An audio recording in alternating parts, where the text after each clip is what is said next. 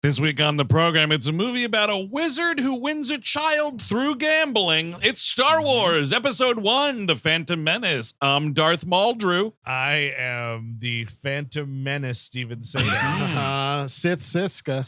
Qui-Gon Cabin. And the 14th season of We Hate Movies starts right now.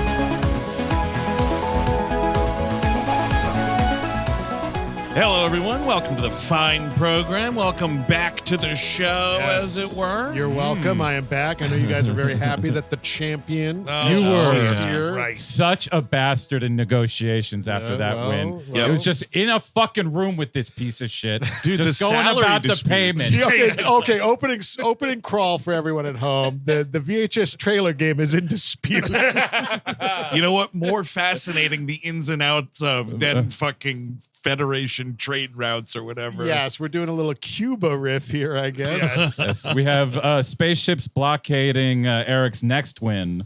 They have already been in place. That might be. I see you're already eyeing the belt. Look, the Cabin Federation and our viceroys, who are not problematic at all, I mean, you will know be what taking care of this. what were they trading? I imagine like going out was a lot of like silk and stuff because you have all the textile factories there on Naboo, and also a little bit of Gungan meat. You know what I mean? yeah. Totally. Just, it's like Yes. all the silks. Yes. Some of that you got that Gungan. But meat. like, you don't know that it's Gungan meat, though. It's called like Fun Chuck. Yeah. And you've got to get like I would love this. private Jedi chefs to make it. Like, you can't just be selling that shit in a Honestly. restaurant. Well, because here's the thing, dude. Like, you got to cut that just so, because it's like poison, and then meat Like right in the middle. Like the blowfish on this. Exactly. Which I just watched yesterday. I feel. Oh, dude, you can make a fucking meal of that boss nass, dude. Oh, dude. Yep. This is you're illustrating some of the problems with this movie right off the bat. Is I would love to know what that trade shit is about, and I would also one of the major problems with the movie. Sure. We'll get into it more thoroughly soon enough. But the whole like conquest of Naboo, it's like my people are suffering. And it's like show me. Show me anything. There's no one on this planet. It's empty. It's totally empty. It's even worse than like a lot of those bases that you see in the original movies. Like, but Right. this had a real budget. Show and me if it's like empty. If do they move them to the concentration camps? If Look, show me. I understand your problems here, but look, you're only going to see white people suffering in this movie. I would love to. That's going to be most of it, and then some of them are going to be little like chipper droids, like meow, and that's it. Yes, we do have white slavery, which is nice. Also, yeah, I suppose. I didn't know there was still slaves in the galaxy. Aren't you the queen of a planet? And also, lady, when you're sitting in a room with two slaves, keep that shit. Talk to Qui-Gon later and have the. Now's not the time for your history lesson about slavery.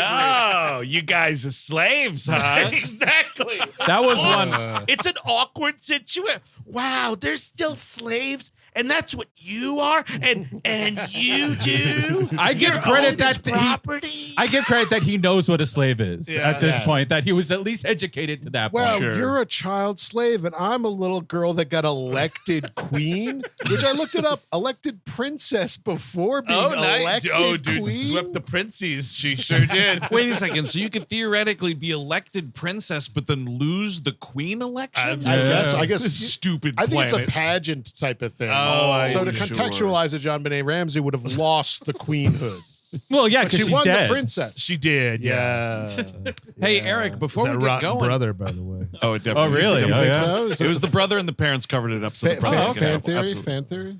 Because I guess why lose both kids, right? I guess that's why you cover it up. I mean, didn't you read Steve's book about it? It was No, fantastic. no. I spent the break resting. The Winter of Murder. It's a phenomenal book there, Stephen. Was it in the winter? I The wish. blood hit the snow? I strongly recommend the documentary. It's like a doc hybrid called Casting Jean Benet. Yes, You'll that was learn really good. all about Very it. interesting That's movie. it's the brother. But Here we go. So before we get too into it, we got to Yes. listen to the cameo. And I'm going to say listen because, like, I saw the frame.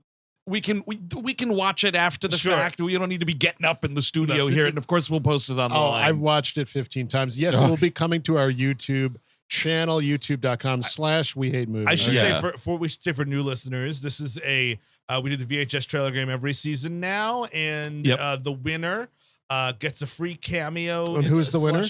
Eric Szyszka won this last season 3. And how many times has he won? One. And how many times have I won? You've won twice. Oh, that's interesting. It's interesting. How many times have I? Oh, never mind. There's always time. So that VHS trailer game will begin later this month again for season 14. It's going to be exciting. We'll figure out a new wrinkle, and of course, one of the prizes of this was not just the cameo, but to redo an old episode. That's right. Which Eric chose, the Phantom Menace. Yes. To redo. We did this episode February the 7th, 2012. 2012. Wow. It has been a long time. 2012. So let's see. February 2012. None of us were married yet. Nope. Way different president in the White House. Well, actually, no. Now it's actually kind of just the same, but worse. a worse version of.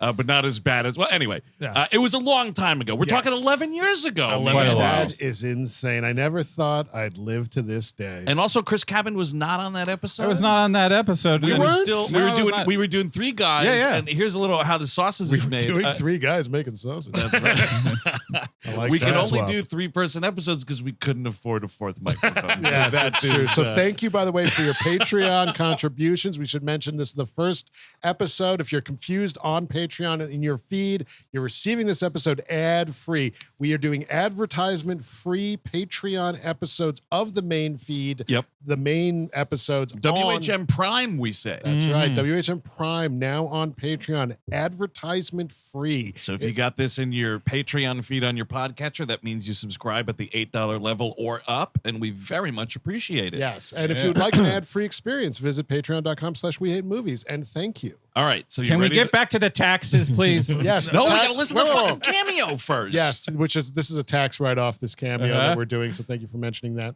All right. You ready? You ready? Here we go. Sure. I'm so excited. All right. Congrats to Eric on winning the movie trivia this year on the podcast. The odds were against you, but you prevailed because good exists. Yes. Steve, I'm sorry, but your evil empire has fallen. Chris, you're a cheat. And Andrew, you'll get him next time. That was Billy D. Williams phoning in onto this episode from Cloud City, apparently. Yes, dude, yeah, he was outside in Cloud City. So no, he's got Luke Skywalker in his hand. He's on top of the Millennium Falcon. He's picking him up at the end of Empire here. Yes. Usually I like to stay inside while making these calls, but today I wanted to smell the clouds. But Hey, it was, Chewbacca, one more time around Bespin. I just got to make a few more cameos real quick. Dude, it was a blustery day at the D. Williams compound. I'll tell you what. How else am I supposed to get your Wookiee food? Okay? I got to make the money to get the Wookiee food.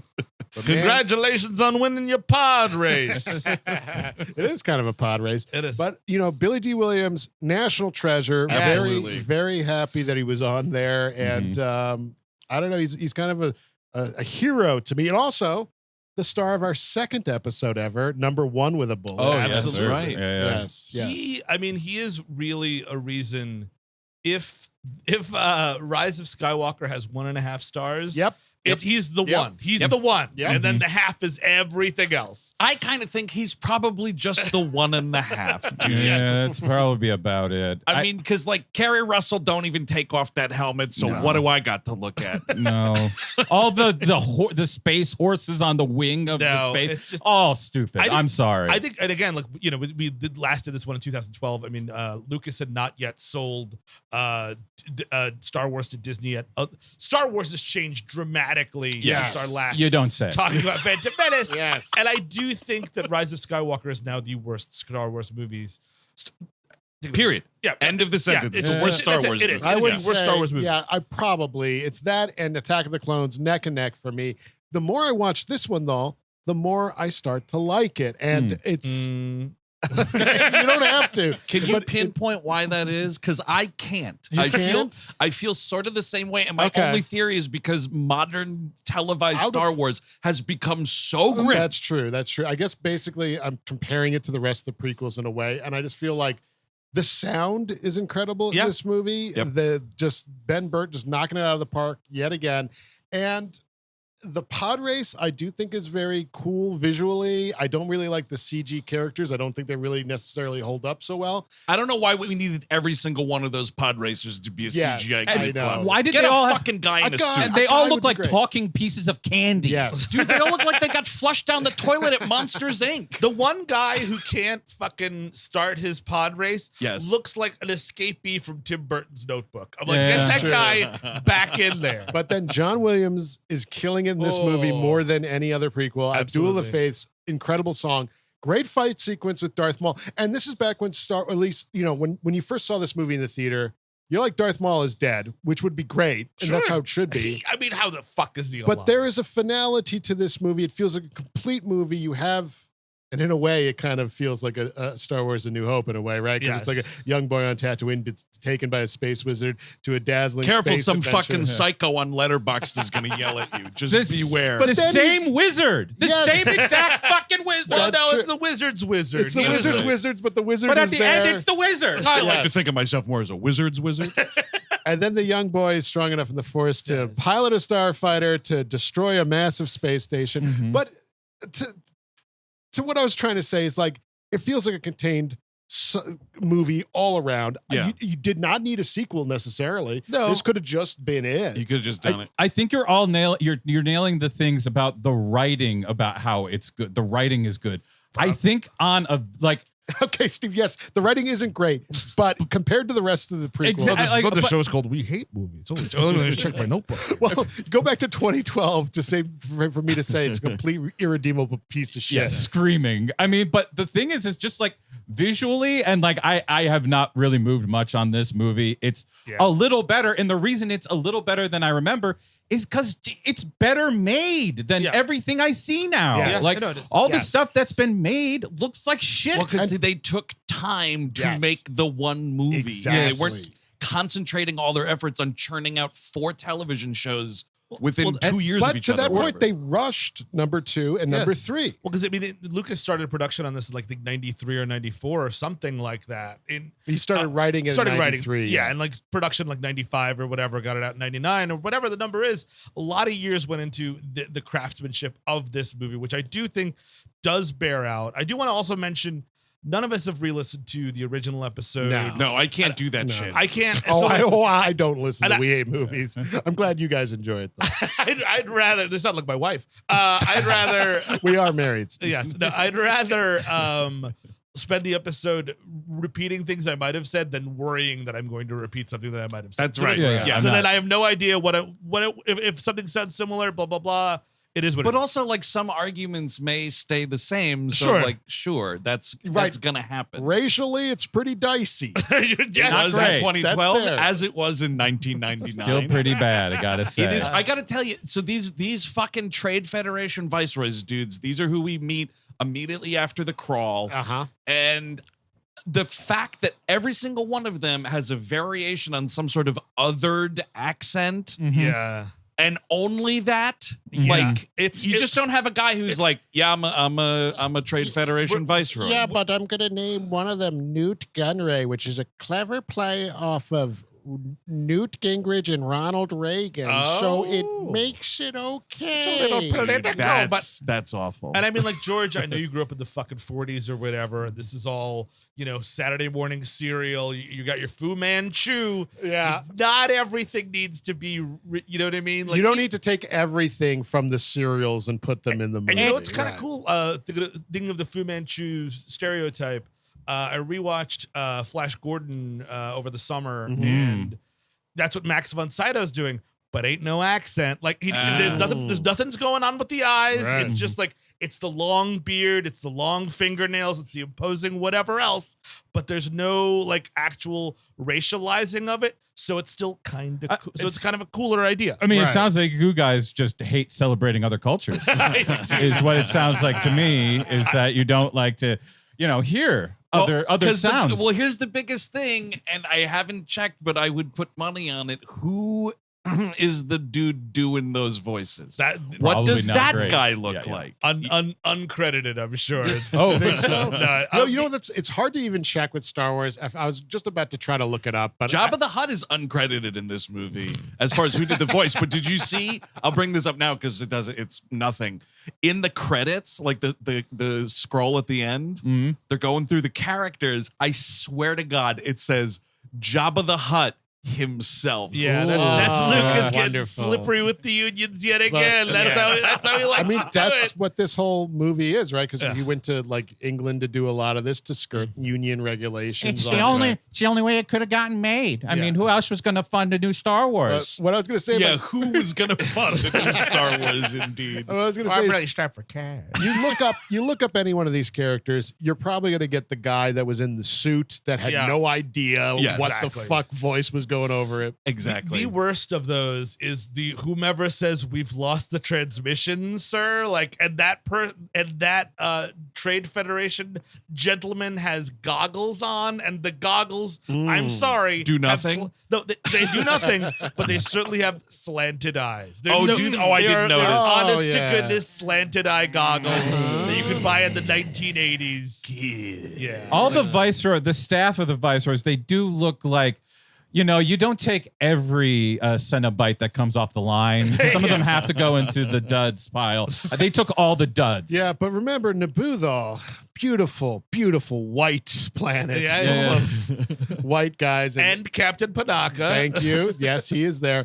But there's a teeming underbelly, though, of some Caribbean flavor. Well, that is detrimental to the planet, apparently, to some perspective. That Caribbean spiced Gungan meat. Oh, it's delicious. This is amazing. Gungan legs are amazing.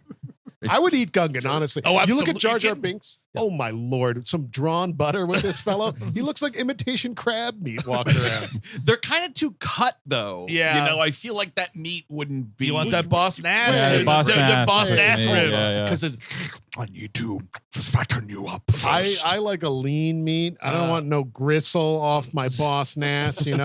Maybe if you dude's all gristle. If you just find like the filet mignon of his, I don't know, his taint, I guess. Because I imagine that's working overtime. Yeah, wait, so it's again, you have to get it's the a Gungan Grundle. That's what you want. Yes, a medium rare Gungan Grundle. It's like flank steak. We got the Viceroys. We're just ruining a totally great brand of cigarettes there. These fellas have been up to no good, making trouble in the neighborhood, charging taxes to use the trade routes, I think is the idea. And then now they've created a blockade around Naboo, stopping them from trading trading what? Yeah. I think drugs. Yeah. Like, let's just say spice. Dude. I would love it. Yeah. Absolutely. If the drug trade was in dispute or something, the space CIA, aka Jedis, have to go and fucking bunch of Gungans scratching themselves all over. I need it.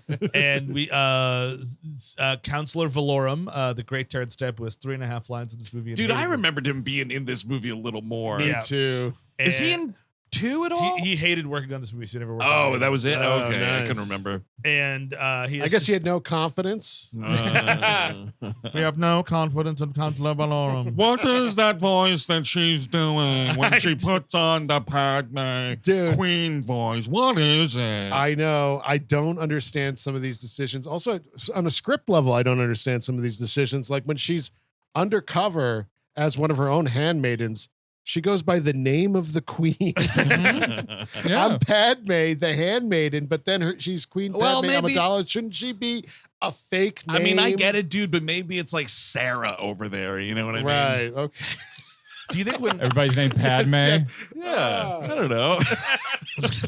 Why not? You think when Keira Knightley and Natalie Portman get together for drinks, like, oh, hey, Keira, how are you? Oh, pretty good, Natalie. What are you up to, like? Is it like she got elected with that voice and she thinks she still has to keep going? Dude, it's like when Hillary Clinton would talk to Southern people and she'd fucking turn that accent on, just like that kind of code switching shit. Right, it's to appeal to the Southern Naboo. That's everyone talks like that down there. Oh my God, Moby did it to you too? Oh no, poor Kira. Oh no. Well, to be fair, yes, this movie was, I think Natalie Portman was way too young to be dating Moby, and then she went on to never date Moby ever. Yeah. Right. David Bowie updates. Natalie Portman has never actually seen the Phantom Menace. Good for her. Smart lady. So to negotiate the trade route situation here, we are being sent 2 Jedi to Jedi oversee Knights. it. They say yes. what's funny. I think the opening crawl says 2 Jedi Knights, but But then it's only later on, one. Yeah, it's only one. Yeah. Because later on, Obi-Wan becomes a Jedi Right. Knight. I mean, come on. We all know he's becoming You a could Jedi just- Knight. Can I- Come on. You could have just said Jedi. It'd be fun. Can I get can I have a Council of Valorum for Master Yoda, please? Yes, hi. Yes, I asked for specifically for 2 Jedi Knights, for this, and I've heard of a I saw that haircut. I saw the haircut. You find me a Jedi Knight that actually has that disgusting rat tail. Which is in full fucking force from shot 1 of Ewan in It this is. movie. He's looking good There there. is, it's kind of fun. You can tell the reshoots, or not reshoots, or later shooting. I don't know what this probably took 3 years to shoot. There's sometimes most of the movie it's a fun chop top with the tail. Right. Sometimes it's like a full blown like blow dried Patrick Duffy looking thing that he's got going on. Yeah. Yes, it becomes sort of like wallish in the Yes. front, depending. And also, I think the height of like where on the back of his head the rat tail is tied Well, you kind understand. of changes. Different planets have different gravity. I It causes see. different haircuts to happen. Yeah, and you know what? You get up every morning, you're a new person. And you can put it on in a good new point. ways. You can put it tied any way you like. I gotta tell you, we only have him here, and I guess he's a Force ghost, I think, in one of them prequels, and then of course he's a Force ghost at the end of Kenobi. I genuinely, Qui-Gon? Yeah, it's not a Force ghost in anything but Kenobi. Only in Kenobi. Kenobi. Oh, he wasn't Yes. in. He's No. just burnt up, and then that's he's, it? Yes, I couldn't. All right, I didn't watch all of And the prequels. The theory, before this. I didn't either. But the theory is that his he crimes were died with his sin on his body, Yeah, so he went to hell. Exactly. Like he went to Jedi hell because of his not freeing Sheen Skywalker. I don't Shmee. But I hear. Schmeagol. Yeah, sorry. I think Liam Neeson as Qui-Gon Jinn fucking rules. Yes. I think it's a really good character. I like it. The two of them are really fun to watch Yes, together. big and time, I yeah. really, I think that they have a nice rapport. I don't think that and actually a big part of the problem of the middle of this soggy ass movie is fucking Ewan McGregor is just sitting on that ship doing jack all nothing. It's weird when you were reminded that through that entire going in, to the Mos Espa area, all of the shit with the Padres, he's just back out at the ranch fixing the ship. It's crazy. But he's doing something. Qui-Gon told them, make sure they don't send any fucking broadcasts out. Don't let them call their friends because we are wanted men. But Darth Maul fucking figures it out anyway. That's Yeah. right. Yes. Yeah. Through, I guess, probes and whatnot. Probes and being Darth Maul and stuff. Well, I think it's a Yeah, thing where Darth it's like Mauling it he's up. able to tell like the planet that they're on, but that's as far as it goes. Right. Because then he's looking Well, around. you see, since we don't really explain who he is, he can do anything, really. I mean, you could just throw, you know what? He could turn into a duck. We didn't really bring it up in the movie, but he can just turn into a duck. Dude, he Duck could Maul. he could survive with half his body. Don't worry about it. Yeah. That, I mean, honestly, what were we doing? The fact that we carried on with that Just instead get of another Darth Maul looking Yes. guy that's from fucking cares? planet Darth Maulia. Yeah, And what? then- Yeah, what are those Darth Maulians up to? There's a whole planet of or those just, freaks. like who fucking cares? I mean, just have Christopher Lee do excuse me. more then. Excuse me. I have this notarized note that I made back in 1996 saying Darth Maul plus sign Spidey legs. So this was always going to happen, you stupid It's bastards. like, George Lucas wrote this character to die. I mean, he wrote Yes. Boba Fett to die, et cetera, et cetera. no, I did it. That they resurrect because of fan reactions to Yes. loving them so much. It's like, it's cooler to kill them. Less is more. This is where I was way confused though, because when he comes back in, what is that? The end of Solo, you see? At him? the end of Solo, yes. It's just a briefly. weird thing because, like, for me, I didn't care about that character, really. So Yeah. I It was was cool, like, yeah, it was cool but it character. was a weird. Like, comes back, and I was like, you kids gave a shit that much that it forced these creators to give this clearly dead man spider legs. Really? I remember like going through the prequels when they came out in theaters, thinking like, they should have kept him alive so that Anakin could defeat him towards the end. Right, of you the killed trilogy. the dude who Right. brought me into this cult. But then again, I guess that's me trying to make it the OT, where it's like you want Vader throughout those movies because that's an interesting thing to look at. But at least like they really do put effort into making up the legend and the lore of Darth Vader is hinted at and given some breadth there. Darth Maul, like maybe if they gave him nothing as far as a character goes, but even if they had given him like one more fight where he absolutely decimates some like Somebody random else. Jedi that he had to hunt down, then I might be okay with it. But they fucking, if you remember the trailers, it was like, oh, I'm seeing the Darth Maul movie. Here we go. Oh, baby. absolutely. The Darth Maul movie featuring the Phantom Menace. Yeah. Well, because I think like for a non-fan, like I think if you say Star Wars to them before these prequels came out and all the other stuff, but like just it was OT and nothing else. I think if you said like Star Wars, the first thing that pops into your mind is an image of Darth Vader. Yeah. Right? Just probably is. So I think that's what they were trying to go for with that. But then you realize like the movie, like the way Darth Maul is presented and the way in which he's dispatched and like his whole run in this movie, he's kind of like the heavy in a Bond movie. Yes, he's the number yes. 2. But the weird thing is there isn't a number 1 because, you know, He's a Phantom Menace. Palpatine is still fucking hiding out. So then it's like, but then you start thinking like, oh, weird. This prequel trilogy is still totally dominated by Darth Vader. He's just a little kid and then a teenager, but it's still him there. The presence of Vader and the anticipation of becoming Vader is all over those 3 movies. And I think that, but to your point, Chris, I do think that we do want to see. I want a scene of like Darth Maul being, for lack of a better word, menacing to some other, like one more scene of that. And very specifically, I think this movie plays a lot better if these shitty robot droid soldiers had a scene where they were competent, even a little bit. Because you think with the stormtroopers, there's the first opening scene of A New Hope. They're shooting those dudes down. They mow down the rebels. They capture the rebels. And then they capture Princess Leia, like, and they're like dudes in suits. They have like deep commanding voices. Like, they're kind of, if you're a little kid, they're kind of scary. Yeah. These things you could fucking fart and they fall down. Instead, they're supposed to be fun, I guess, for children. I guess the idea is like this technology is new, it's shitty, but then you have the droidicas who are droids with shields, and it zero personality, and it's just boring. What is? Because I don't know what that. I don't know what it is either. I've watched this movie 40 times, and I'll probably call it 8. I think 8 to 10. You exaggerated all the way to 40. I got all the way to 40. I've seen the movie about 10 times.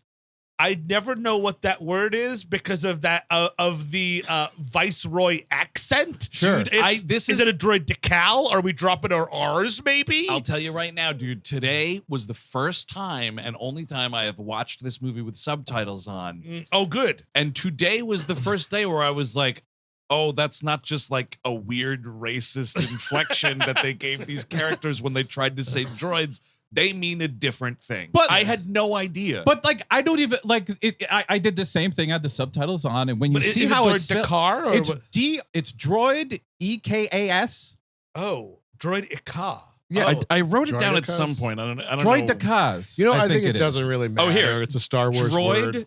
you were right. Droid EKAS. Yes. Droidicus. Which at that point sounds like Jadakiss. That's gibberish. It means nothing. Sure. Like there's no. Like everything. You can't. Like but an AT-AT or but an like a ATS. droid, you know what a droid. You can kind of put it together. But why not just call it a droidy car? Like if you're gonna go that far and it gibberish word, like I was just like, well, what?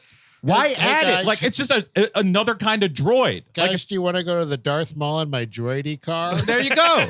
But Makes more sense We're to me. driving to the mall in my droidy car. Well, when the Jedis make very quick work of the silly droids, like, oh, get the real Yes. ones. It's like the penguin. Oh shit, I got the cute one. That's what By the these way, guys are. They're the cute ones. Before we get too ahead, great 2 moments is just trying to gas the Jedi to death. And then also let that go for a little bit, Yes, Mr. Viceroy. yes. They can't hold that long. you just instantly open it up and you ventilate the place. But That's a badass shot, though, of all the like battle droids are looking at the smoke-filled room, the gas-filled room, and the lightsabers light up before you see them, and then they walk through it. badass shot. Also- I'm going to be calling out shit that works for me in this movie. Me That was too. one of those yeah, shots. Qui-Gon stabbing the door was kind of cool. Yeah, I Oh, like that dude, a lot. he is trying to jam that fucking thing in the door, and then they close all the other doors, and he's like, "Oh, all right, I'm just going to shove it in harder," and he's like jamming, and then like Put my fucking back into it. fucking Obi-Wan's like, "Master, there's droidicas or whatever," and he's like, "Oh fuck," and he's got to pull it back. I'm like, "God damn it, it's stuck." Ewan McGregor calls them destroyers. Much better. Droid Sure. destroyers. Very cool idea. I don't know what a droidica is. Droid Destroyer is a great name for like a fucking sludge metal band or something. I'm would sure do they're that. out there. But yeah, they're the. Oh, do you want the ones that are dumb or the ones that work? Oh, actually, get the ones that work. What do I- Release the Three Stooges Battalion.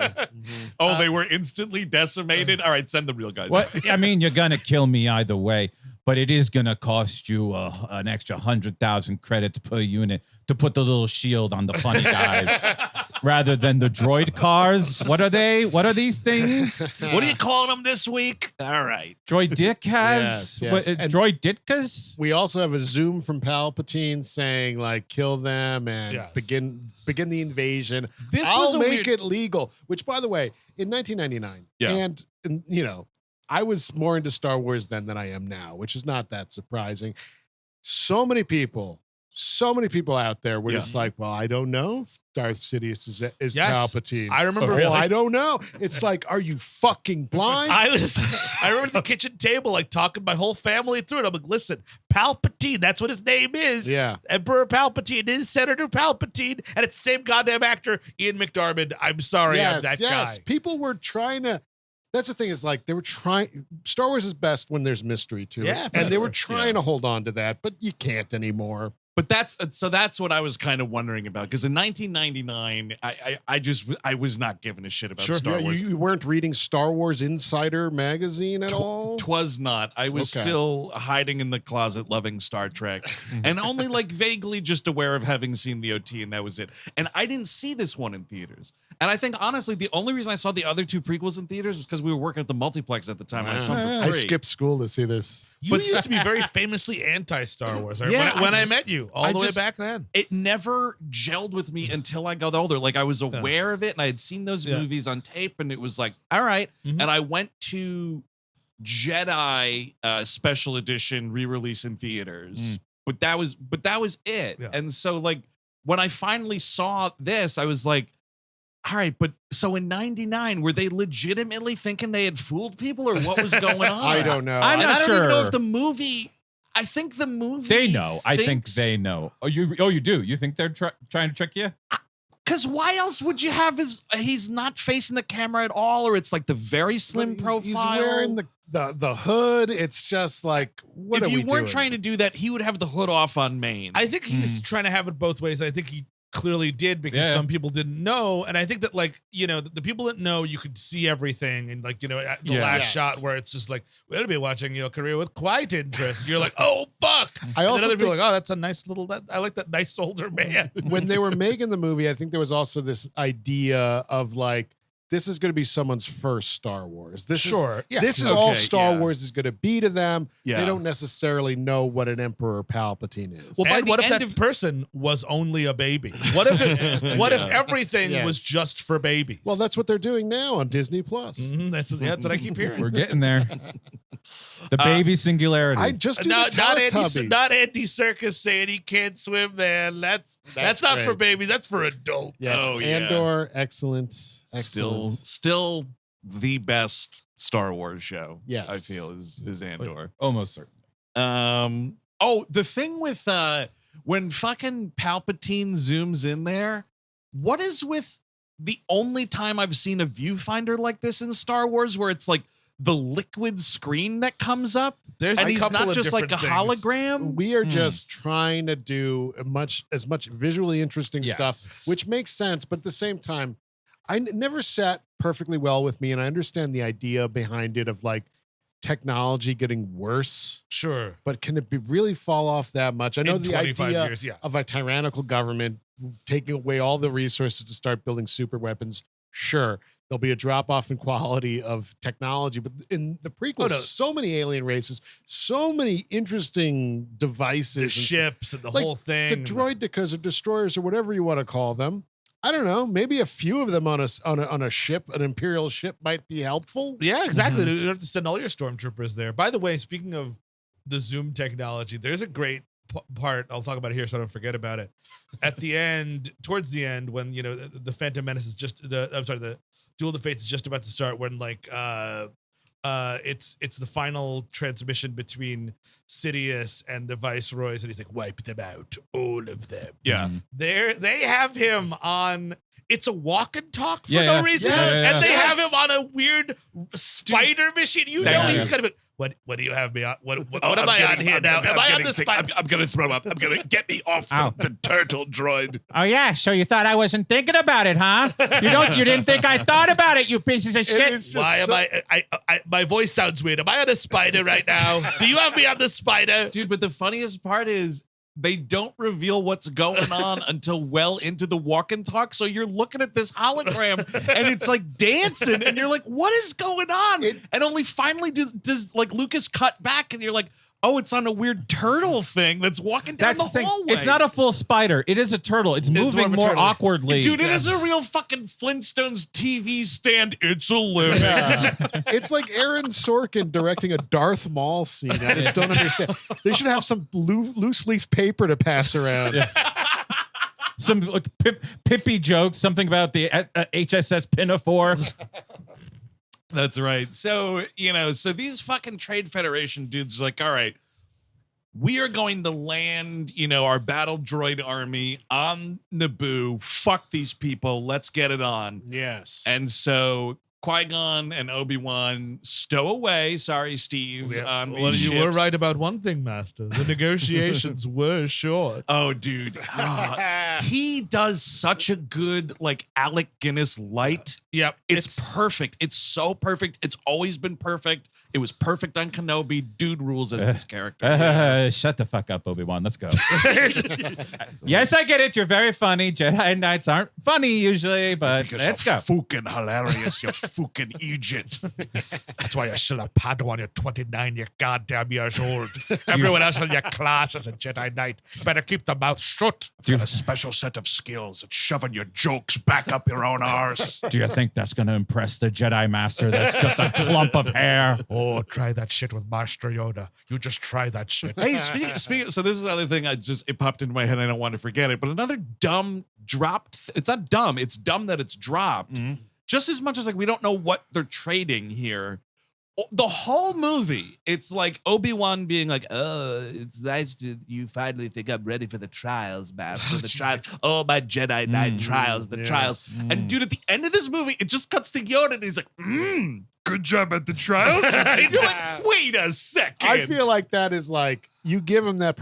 He's the first Jedi to kill a Sith in a long ass time. Yeah, right. I mean, in a millennia, they say. I guess so, right? That's the thing is, at one time, that's what the canon was. I have no idea. But hell of a historical record with these people, by the way, tracing back millennia. Yeah. But that's the thing, man. And that's the original sin of this entire situation is you don't get enough. Like, if you're doing the Jedi prequel movie thing, give me a lot more Jedis than you're giving me. Like, the fact that we don't have an X-Men 1, welcome to the Jedi Temple. Right. This is this room, that's that room. And to that point, they had so much character design for that. Yes. Like, I don't know hide nor hair of Plo Koon. Bop. What's his name? Who? Penis Which guy? guy? Let me look his name up. But the Conehead guy? But no, that's Kyle Mooney. No, Kai Addy Mooney. I don't know what the fuck these names. I'll tell you what. We just watched, and they should have actual screen time. We later we get a library in the second and third movie. You get you kind of get drips and it's only drips and drabs. This guy's in the movie. This is Plo Koon. Cool. Yeah. You don't ever see him do anything. And it's just like, I don't know, if you're making this fucking Jedi movie, fucking lean into it. And do that and give me whatever the trials are. Then I have an idea of because that's what I've been waiting literally, as I was 16 to 20 years for a cool Jedi movie. And that's what you're kind of setting up at the beginning with oh, now they can really fight and stuff. But wouldn't you prefer Star Sound of Freedom? Go and save a young boy from a terrible slave situation. It's weird because Kit Fisto. Oh, Kit Fisto. Kit Fisto? Yeah, he's a green guy that's a Jedi. like that, like Fisto? Yeah, Is there a Fisto, Y yes. in there? I think It's actually it's like fist. And Andrew was just putting like illustrating what it would be like to fist an anus. Yes. So Thank that's you kind You've of seen distracting Chasing me. Amy. You get a Yeah, some no, sense I here. didn't make that up. Joey Lauren Adams did. Yeah, she invented it- fist. Interesting moment. That interesting. The side Jedi Goatsy is here. Oh, Lord Goatsy. Goatsy does not dispose. Do you does have not give any you the mince? title. Do you have any mince? Perhaps some banaka? Oh, I see you've bleached your hair, Goatsy. That is when my mother turned off Chasing Amy. Was the fisting? the talking about fisting? It's Yeah. like and she just goes "Rat," and her hand goes up, and I was like, "That's enough of that." Oh, That excellent. was the end of that movie. Is that when Wow. she turned off Ace Ventura as well? I Or? think so. Probably Oh, earlier.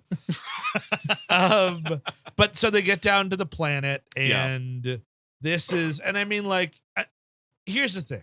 I don't think that's any, like, this is not Ahmed Best's fault. This is No. not Jake Lloyd's fault. No. But the character sucks. I mean, the character still is bad. I'm not gonna make a website about and fucking find his address and try and fucking burn his house down. No, But those the people should. Those people, just for clarification, should have Yeah. their own fucking house burned See, down. and Leave that poor man what's- alone. He just took a job. So funny about all these, like the reaction to the prequels.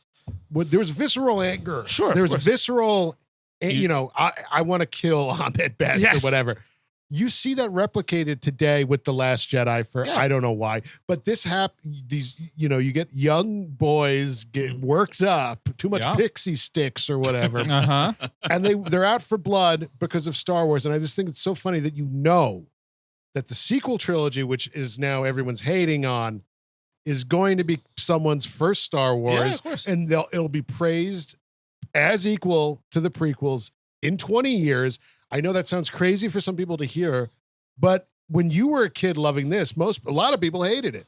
And also, And you loved it, and you still love it. And guess what? Star Wars is going to get even worse and worse and worse. Oh, yeah. And then That's right. It's all everything It gets raises rosier. every shit. Yeah, There's going to be less things made by hand, which is the whole fucking thing. Like the reason I come back to like, there's just the quality of this movie is better is because there is still the balance between digital and some physical stuff. That when they go to Tatooine and we meet we're told naked C-3PO. It's a puppet. Yeah. It's a puppet Yeah, walking around. And for what it's worth, when this Yes. movie came out, Yoda was a puppet too. Yeah. And when you watch it on Disney Plus now, that like I did, Yes. he's a fucking I was- CGI thing. I hate It's that. terrible. It twisted my, because I forgot, because again, it had been like, I haven't watched this movie in like 7 years. I'm like, there's a lot more CGI Yoda than I remember. Like, no, you're wrong, And because They of added course it. Lucas likes to, he lived to fiddle with shit. I hate Yeah. that. I really can't I stand it. remember the light hitting it differently. Of course, it's the fucking. And it's like you want to update the CGI, maybe start with Attack of the Clones, because I think there were so many visual effects in this.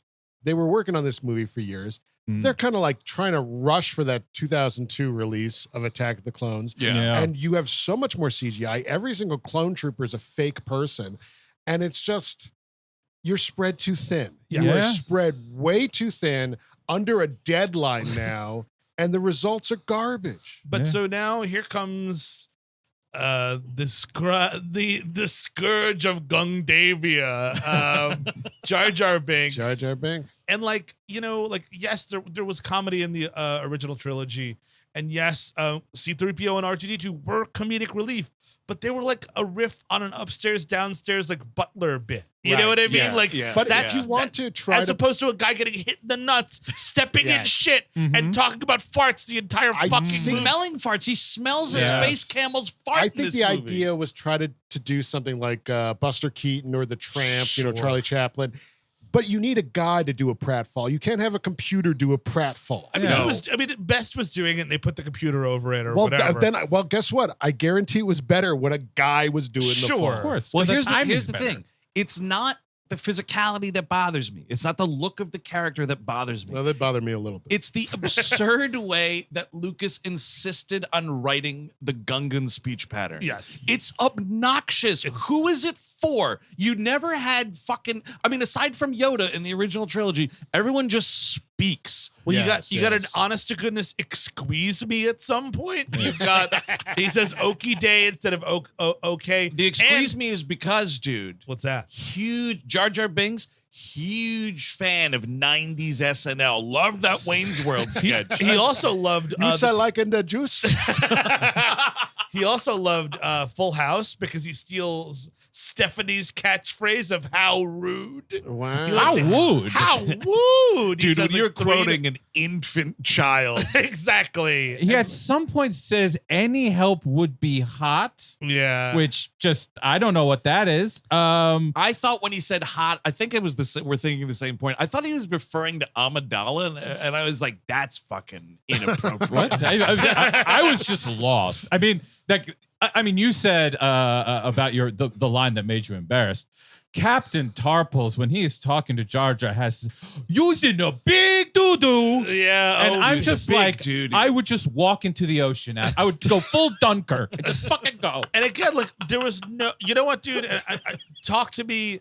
I know the original trilogy pretty well. I don't think there's any shit jokes in the original trilogy. Yeah, I don't think when they're on. I mean, actually, well, there's you open up, it smells bad on the outside, but that's more of I think there's a festering husk. No, no one steps in feces, No. dude. No one is on Hoth stepping That's in feces. true. And There here's might the thing. be a Bantha fodder line. Yeah, Bantha fodder for sure. That's But if there were ever what's a a time, Bantha doo-doo? That's a bunch of Bantha doo-doo, kid. if there was You're ever a like time, strong enough to take a shit on a Gundar. if there was ever a Well, that's time to step Yes. in shit, Oh yeah. it is when you were on the fucking forest moon of Endor. Sure. And those pantsless bears are going around dumping wherever they please. There's all these little pellets around.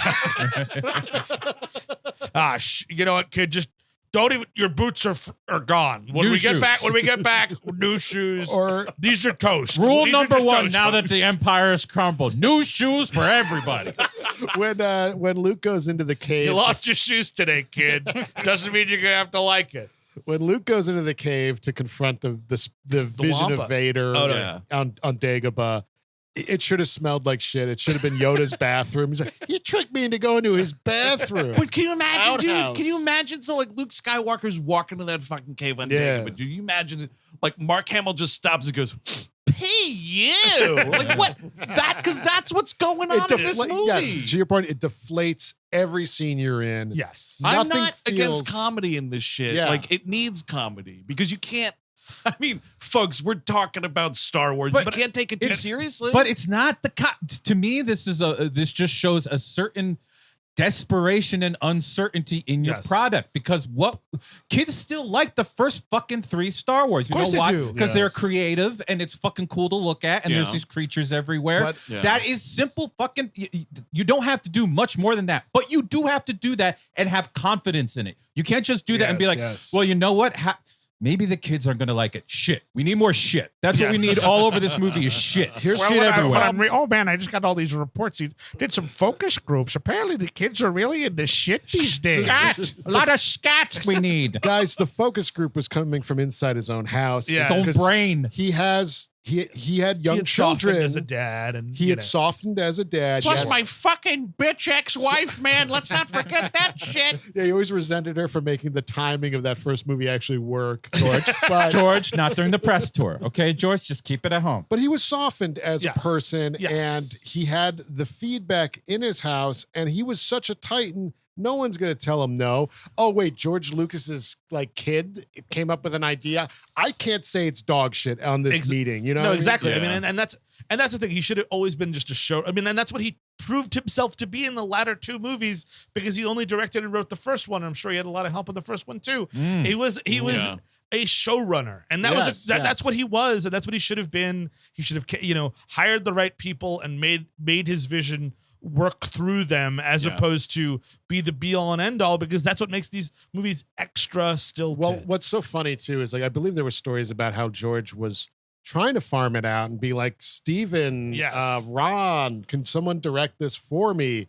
Oh no, it's your thing. It's your thing. Yeah. I'm doing my own good stuff over here. Yeah. Oh, Ron. Yeah, this is Steven Spielberg. No, I gave him enough rope to hang himself. Don't worry about it. Yeah. Oh, yeah. Yeah. He called me too. Yep. Yeah. No, it's embarrassing. Oh, that's when I remember when you asked me to help you move, Andrew. I was like, oh no, I respect your stuff far too much to move it. Yeah. I couldn't possibly. I don't know what I would do with myself if I broke some of your possessions. No, I mean, you're so good at moving anyway, dude. You should move all of that by yourself. You're so great at it. If I dropped the cask you have with Eric von Stroheim's body in it, I would feel so stupid. And I'm sorry, I have to go make Amistad, which is a movie I should be making for sure. Steven Spielberg. I should be making that movie. So here is the biggest misstep in this prequel trilogy. Qui-Gon saves the life of Jar Jar Binks. There's a big fucking gleep glop and thus stampede. he is doomed. And this is so annoying to me because he's like, I saved his life, and as you know, your people call that a life debt. So that's Wookiee's, asshole. But it's such a is it every alien? It's a thin and overused concept. Yes. Yeah, totally. So, and that's another thing. It's like, oh man, Star Wars can be so lazy. Oh my God, these modern Star Wars are recycling concepts. Look at this fucking movie, man. Well, I mean, holy fuck. I mean, it's strange. I wonder if there's any connection. It's usually only done for white people from a creature from a different other of some kind. I'm not sure. There might be something to that. I can't be saying for sure. A lesser person owes their life to the white savior. Is the idea that works. So, sort of a subhuman person. Favor equals life. I'm pretty sure I pointed this out in the 2012 episode, but it is still funny to me to this day, is Ewan McGregor as Obi-Wan Kenobi takes one look at this fucking Jar Jar Binks and goes, what's this? What's this? I mean, you got to be a little more sensitive, kid. You're walking around the galaxy. If something's wearing pants, it's a who. You know what I mean? This is another. I think this is somebody else on Tatooine, I think. And I'm like, dude, what is your problem? I think there's even a moment where Qui-Gon refers to Jar Jar as it in front of him. Exactly. Like, again, dude, he's wearing pants. He goes, it's back. And it's like, the ability to speak doesn't make you intelligent. Shut the fuck up. Yeah, totally. Shut the fuck up. I think you're so smart. Misa dehumanized by your words. I mean, just leave him alone, dude. I mean, and this movie, because the movie wants the movie wants him in, but the movie doesn't know how to have him in. Right. So it's always like, all right, at first it's like, oh, well, I'll take you to the Gungan city. That way they'll tell you how to get to where all the shit's happening on Naboo. Right. And this is when you realize, the first time in this movie I realized last night, John Williams was fucking slinging heat. When we're fucking, when we're going down to, when we're swimming down to the Gungan city, hot fucking fire, that track. It is. And honestly, and the idea of an underwater city is very imaginative, very cool. The grandeur would have been nice. A matte painting might have brought it all together. I kind of agree with you. Right? I mean, I think I was surprised, and I think that the best comparison you can make is with Coruscant. Yeah. Right? Yes, because you see Coruscant in this movie.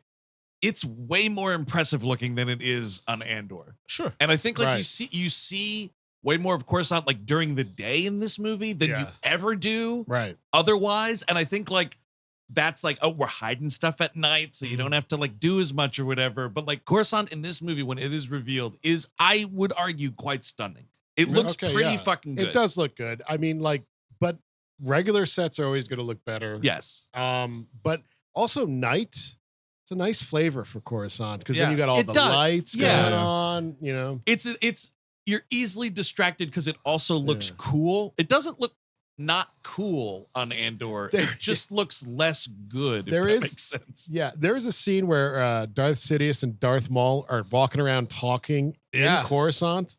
I'm like, what is that? Like, they just got noodles. They came out of the noodle house. But they look so crazy. They're dressed up like Sith. Are they like street performers? They'll just blend in with the rest of them in Times Square. There's a lot of cloaks on. It's a very cloak. It's a cloak centric. heavy. Yeah. I don't know. That looked like a Sith cloak, though. Yeah.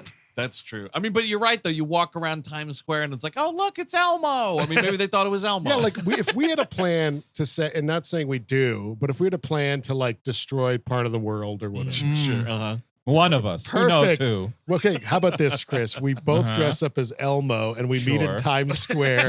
It's the perfect way to hatch a plan. And you just you go at it. You go Andy Dufresne. You just day after day, you chisel away at that fucker. Exactly. You know, and then one day you're Mario, the next day you're Sonic or something. And it always smells like shit. Absolutely. Well, because you Always just smells go in there because you can't take it off because someone might see your face. And then, you know. Yeah, those people are real concerned with ruining the illusion. Okay, no, And your body starts making stenches that just don't shower off anymore. No, Andrew, you're right. They do take their helmets off a lot, which also bothers me when the Elmo takes off his helmet.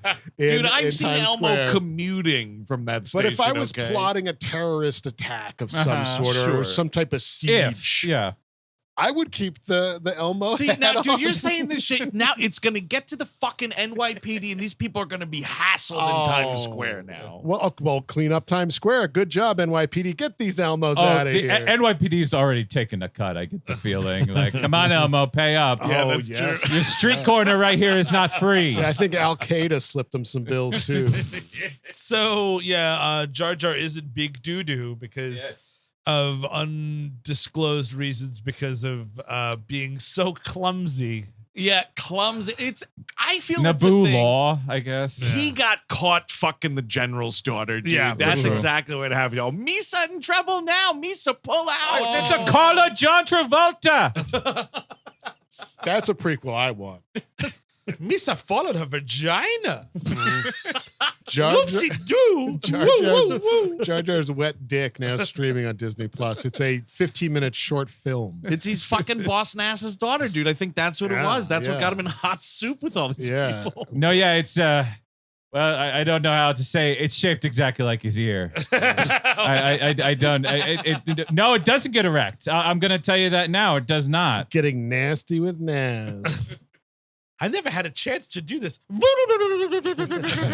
Motorboat. Yeah, Oh, he's yeah. doing the Boss Nass on Boss Nass. Yes. Yeah, that goes. Oh my god. I did also like when they're in the sub, like Yeah. journeying through or whatever. I do like all the big fucking fish stuff that's floating it's around. cool. It's The like goober fish. the goober fish, and then like the fucking underwater dinosaur that eats the goober fish, There's whatever that thing always is. a bigger fish. Also, interestingly enough, it's like I feel like Qui-Gon or Obi-Wan should say, "Oh my God, it's a monster," instead of the guy that lives there. Yeah.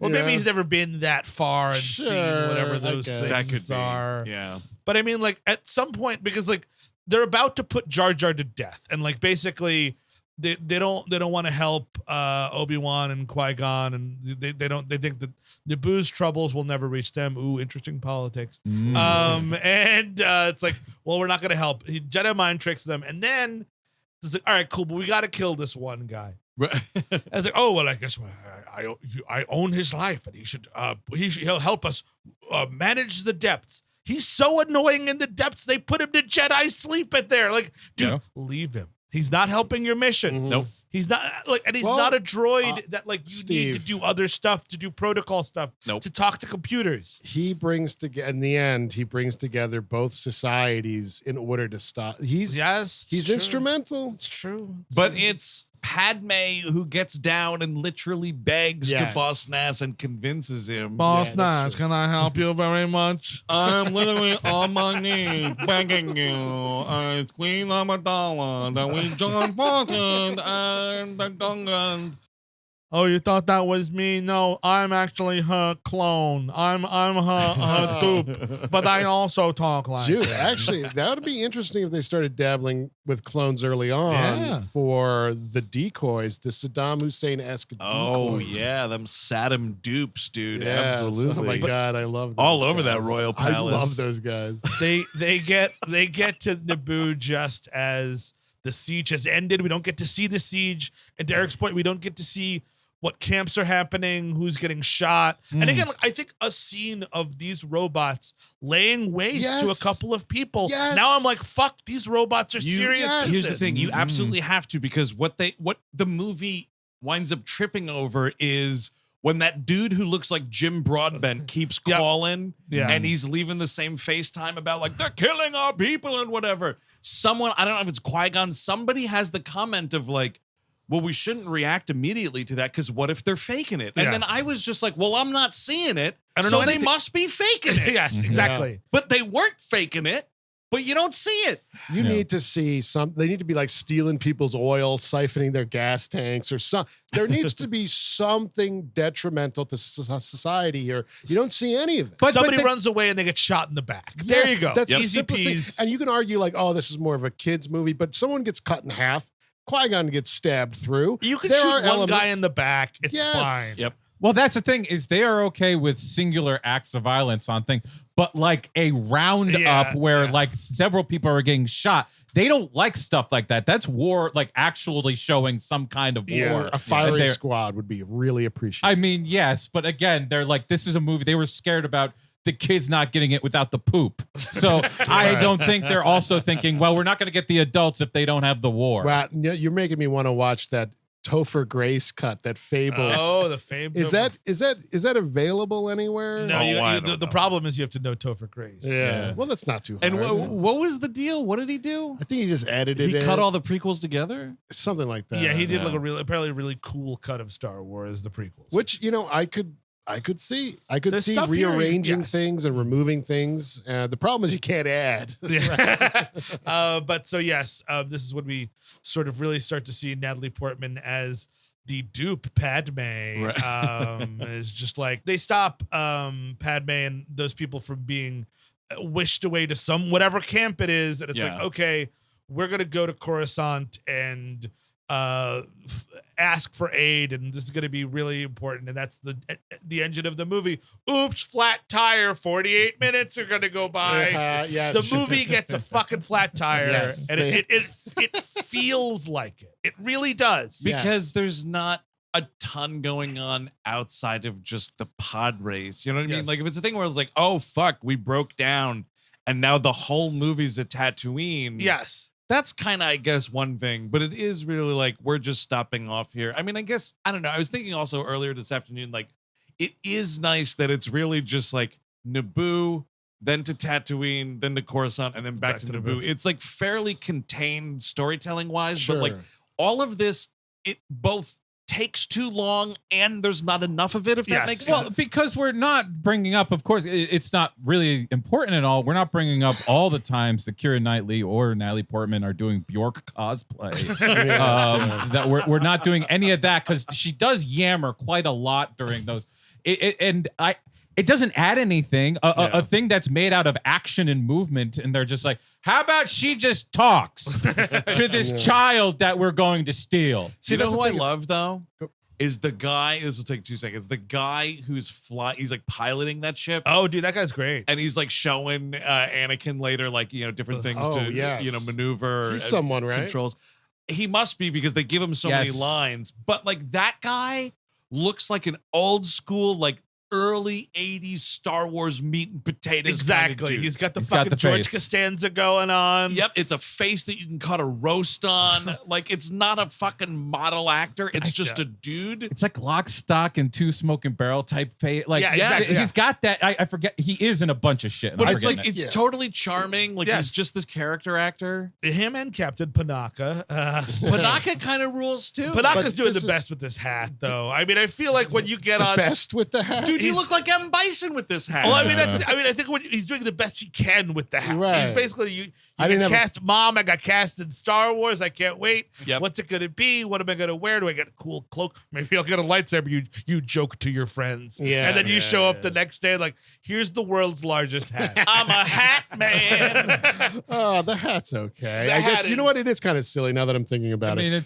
you're kind of a star mountie. What I was trying to get at before. What I was trying to get at before. If people were blasting at you with that hat, you would be drawn to the hat. It would, you know what I mean? Like, I mean, your fire would you should draw. hide a gun in the hat, like a giant gun, like your own droidica in the hat. That should have Anakin Skywalker in that hat. You see, the hat was big enough; it could do like a shield, like a droidica, cover you up. But sorry, what you were trying to get. What at. I was Great trying. Point. Great No, point. it's not even good. No, it's a bad point. But the flat tire part, where you go to Tatooine and you got this downtime, is when you could ramp up stuff in the siege scenes, or you could ramp up stuff in Coruscant. Yes. Or with, Darth Sidious and whatnot. But Darth Sidious does have a call with the viceroys or whatever that he's bogging down the Senate and procedures. Yes. I imagine he's researching Hunter Valorum. Another meeting about Hunter Valorum. We have no confidence in Hunter Valorum now that we've seen what's on his laptop. Oh, we haven't? Oh, there's absolutely no case here. Well, this is quite embarrassing. Better dig ourselves in further. It's the laptop from Mustafar. That's kind of like our hell. Maybe I would love to see Terence Stamp's son just smoking crack in a cool bath. Right? He's going to fucking 9,000 miles an hour in a starfighter. jerking himself off in the mirror, kind of. Yeah, that would all be. I'm very into this. And now that's the thing is we need space dirtbags. Han Solo was kind of one at the start of that first movie. He's Disney, more of an Elon sleazebag. Absolutely. But I need a fucking bevy of sleazebagging. Yes. What if we just had a rotten, dirty fucking show on Disney Plus? Dude, yeah. How about this? Scum Wars. Yeah, that's what it is. dude. And we'll create the show, and it's just like the dregs of society in that galaxy. Absolutely. I need at least one character that is the equivalent or the Coruscant's equivalent of Patrick Pespis. I need at least one that maybe Sam too. Bring him in there. I don't know. Dude, how about that though? Like Star Wars telemarketing scams. That's got to be a thing. Like, it's another unknown number that keeps calling. I know who this is. We are calling from the Federation of Jedi. Can you give us $35 for a gold premium sticker today? Last year, 41 Jedi was slain by different Sith. Could you? Can I put you down for a gold star, sir? Can I put you down for a gold star? This stuff is definitely happening in Star Wars because, like, I have a 718 number and I get constant calls from China, like thinking I'm a Chinese national and threatening me in Chinese. That's gotta happen in Star Wars. Like, oh fuck, another call from some planet. I guess. Am I in trouble there or not? We're collecting on behalf of Qui-Gon Jinn, who was cut down in his prime on Naboo. We can put you down for a gold star membership, can't we? $41. We'll send you the Jedi decal to put in the back of your cruiser. And the guy didn't even have a perfect Force death. As you know, he's not a ghost. He ain't a ghost no more. As you know, the Sith are back on the rise.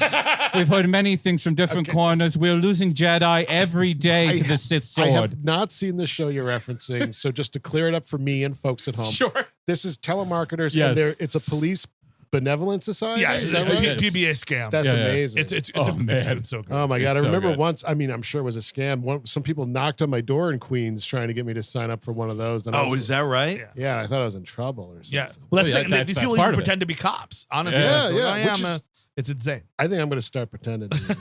I think I need some respect. Well, no. It's probably Anyone ever had disrespect. cops pound on the door for any reason? No. Not not college campus I had cops. my building, my entire building was raided by the NYPD when I was living in Queens. There were so many police cars. I Just remember this. right, they just. I'm pulled sorry up. for this, Eric. I They shouldn't have pulled allowed up. this. They pulled up and they were parking right on the sidewalk, right in front of the building. Even regular cars, there were vice cops, dudes with like Jets jerseys with badges hanging down. They ran up the stairs like very systematically. They put 2 guards on every stairwell. What the while they fuck? were going up. Wow. And they Looking arrest- for the lost Tsarnaev brother? What the fuck is... They were looking for someone, and thankfully it was not me. Fucking El Chapo was living on the 5th floor, I think. Yeah. They got that guy. I did see them pull some guy down. And, okay. Really? He was Like- giving them a mouthful. Dude, Like so Kitty I- Port Dungeon is my guess. I didn't even have, I don't think anyway, like, there wasn't even successful anything. It was just a team of morons. This is like, it's got to be like 2008, maybe, something like that. We're in Astoria, 6 o'clock in the morning, cop knock on the door, Wow. hardcore. I freaked out. I was like, what the fuck is that? They're pounding on this fucking door. And I look through the peephole, and it's a fucking like group of people just standing there, just plain clothes. Yeah. And I'm like, yeah. And they're like, NYPD, open up. And I go, shields. And the guy at the door is like, what did you say to me? And I go, show me your shields. Yeah. They fucking put their little badges up and they show. And I opened the door, didn't fucking unchained it. Yeah. Opened the door. I was like, good move. what's going on? Yeah, we're here to get so-and-so. Yeah. And I'm like, well, that person doesn't live here. And they go, well, according to our records, they do. Yeah. And I go, in this apartment right now is the person you're talking to and my girlfriend. That's it. You got the wrong address. And it was just like silence.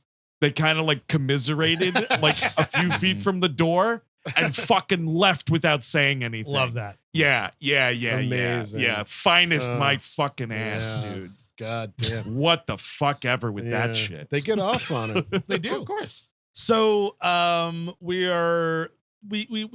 get a flat tire. There's R2D2 saves the day so that we can, and I don't mind it in retrospect. You know what I mean? Like, it's been a half hour. We want to see some familiar faces. Here comes R2D2. It's pretty great too because it's him and all these droids out on the outside of the ship trying to fix stuff, and all of his coworkers are just getting blasted off this thing. And I think it's even Qui-Gon is like, wow, those droids are getting really fucked up out there, huh? Getting real fucked in the face or not. But it is, I mean, I do think that the problem is afterwards, like, who's that droid? Oh, it's R2D2. Well, that's interesting. I'll remember that name for a long time. Here's the thing. The part where R2 is introduced, I think is fine. Because you have to introduce characters. You know what I mean? Like, that's a way to do it. But what does fucking suck shit is what I don't remember who actually says it. Maybe it's Padme. I don't remember. But you get a total C-3PO, meet R2D2. And I was like, that is a sitcom line also, too far. The idea of fucking Anakin Skywalker making C-3PO, I fucking hate. I despise I really it. don't It's like dumb. it at all. Well, I mean, let's get to it. So we got a flat fucking tire, and it's like, hey, we got to go into town. You have to take my handmaiden into town because she wants to learn about the new society. And like, this Just look it up on Wikipedia. because he does kind of say it's like, we're not fucking time for this boorish cripe. Yeah, And then totally. like, it's just like, it's fucking, oh God damn it. God damn it. But he's a Jedi. He can't figure this shit out. Yeah, That's it's just, it's just the princess. Yeah, that's just the You princess. can't sense it? Yes. Yeah, dude, come on. Because she's just like, oh, and I almost did the voice, but she's not doing the voice because when she doesn't have the fucking Bjork cosplay on, as Chris so beautifully described it, she's just talking like Natalie Portman, and she's just like, yeah, so Queen or Princess Amidala or whatever said, yeah, I gotta go with you. And he's like, this fucking Egypt queen. Speaking of Bjork, in the third movie, she gets the dancer in the dark treatment. Huh? Finally, they could put some grimness in it right at the end. That was nice, though. We should, you know what? Yeah, I'd take a Star Wars Suicide Man. Have we seen that at all? no. Laura Dern. That's Right. that's Yeah, a hell of that a is- Star Wars. Yeah, that's a big yeah, one. the kamikaze. But like a stuff. harakiri, I would. But that'd be great. That just was to kind of actually supposed to be in. Like a suicide out of despair is what Yes, you're that was talking supposed about. to be Yes. in Rise of Skywalker in the original script. Hux kills himself with with a lightsaber from the Ooh, I from the like that. museum. Yeah. That's right. I remember hearing you tell me that. Yes, Oh, it would be great if they're taking Hux away and he does a fucking Manchester by the Sea, but it works. You know what I mean? He grabs the gun and he gets it. Oh, man, just I Hux at a love that. police station offing himself. That would be pretty fucking great. But so like, yeah, now they're going into Mos Espa, and wouldn't you know, the first place we go is Watto's, and he's got the only hyperdrive in town. He promises them, and Watto still sucks. He's still not great. Yeah. We learned. I was reading today. Only money. Oh, yeah. Only money. But that daddy and what you want to do. Apparently, don't look under my chin. It's a lot of weird, like, horse pubes or something. Like, dude, whatever is going on in this dude's stubble, watching it in, like, the Disney Plus 4K, disgusting. Yeah, It no looks thanks. really nasty. Yeah, and you know, I don't even know if we mentioned it on that first episode. I think we didn't, so that some people were like, "Oh, you should have mentioned it." The anti-Semitism, perhaps. Oh, for in sure. this. Yeah. Oh, there's no doubt. It's one of hookish noses. That's one of those things where it's like, it's just so obvious. If we miss it, it's not that we missed it. It's like, What how about could it? you not? Yeah, You know what I yeah. mean? But Sometimes you don't want to talk about difficult subjects, at least back then. But now we'll just do it. You know? sure. Love money. I do like. I know he's a Greek, actually. Obi-Wan, I heard about this in the Protocols of the Elder Zion. Now pass the Turner there. Oh, you you've saying, got the right Steve? haircut for that. Darth Turner. Darth Turner. The apparently naturalists went up to Lucas and were like, it doesn't make sense. His wings are far too small for him to fly. Oh. And then he's like, oh, well, actually, there's like helium in his belly. And also, by the way, you wouldn't know, but why he's flying is because he's crippled.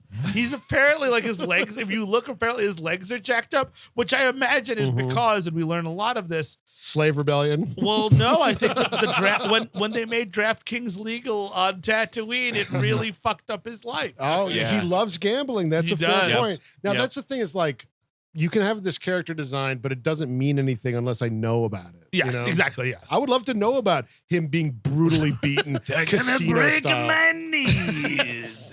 No, they're gonna take one of my wings. I'm gonna need a wheelchair. Well, so wait a second there. So he's got fucked up feet. Yeah. And then Sebulba got fucked up Yeah, I feet. don't know That what's guy going- gambling too? I think that he's got weird Crabbo feet. I don't know. Those Yeah, things his. creep me. I think that technically the feet are okay. It's just he's got very long arms. Oh, is And that that's- what it is? I think Yes. they're all feet. Dude, it's all feet? feet. Okay. That, And he's like, Those they're dogs. all chickens. The rooster has sex with them all. No, you don't understand. You don't understand. It's classic storytelling beats. You know, you don't tell them anything, and then afterwards you tell them everything. Dude, making a whole cottage industry on like making up bonus shit and claiming it was there the whole time. Which is genius. It's fucking genius. It's also Yeah. so genius to start that cottage industry, have it thrive for so long, and then be like, yeah, I don't like it anymore. Yeah, or no, half I'm of going to that- change it. I'm gonna erase half of that stuff. Because he threw out so much of what was considered in a way canon before the Disney throwing out the canon. Which- he was doing it as well. Which is the reason. I mean, the whole reason there was even. I mean, obviously there was. There were fans of the movies and people renting the videos and stuff. But what kept Star Wars alive was all those novels and those comic books. And, you know what I mean? Especially For those 16, 15 years. those the Thrawn trilogy, the original Thrawn trilogy, literally printed on the fucking cover or the back of the book, the official continuation of the Star Wars storyline. Oh, is that right? Yes. Like this is it basically said this is canon. This is what happened. Wow. Because That's we want to interesting. move some paper, and I'm not doing the sequel trilogy. Yeah, right. So We gotta move some paper so I can make some paper, man. Get writing those books. Timber, and then you do this the Scarface And- thing with the money. The kind of and those books were so much canon that's where Coruscant is invented. That's where it comes from. And I know some people will argue in early drafts, there was a different name for a city that was an imperial city, imperial core city, that there was like sketches of the art brief, like not really fleshed out though. Yeah. But Timothy Zahn named Yeah. that fucking planet. I'm really curious how much money he got screwed out of, because Oh, you think, they hire you to write these books. They're It's- still hiring him, so he's still making money. But he named a lot of shit in Star Wars. it's comic book stuff. Like, you're a work for hire. You get whatever you Right. check, and maybe you get royalties off that book or whatever it is. Right. And that's kind of it. Do you think crazy. like there's some like alternate dimension out there where like Tim Zahn is like the dude and Dave Filoni doesn't exist? That actually, it could have happened. Why That- wouldn't they not ask that guy to write some of this television stuff? Like, that'd be cool? what's he doing? Is he still alive? He's got to be still He's alive. still alive. Yes. No, he actually wrote a new Thrawn trilogy that is a prequel. Homeboy loves his Thrawn, huh? Yeah. That's Well, his boy. Well, he invented it. he I guess. invented it. Yeah. that's true. So yeah.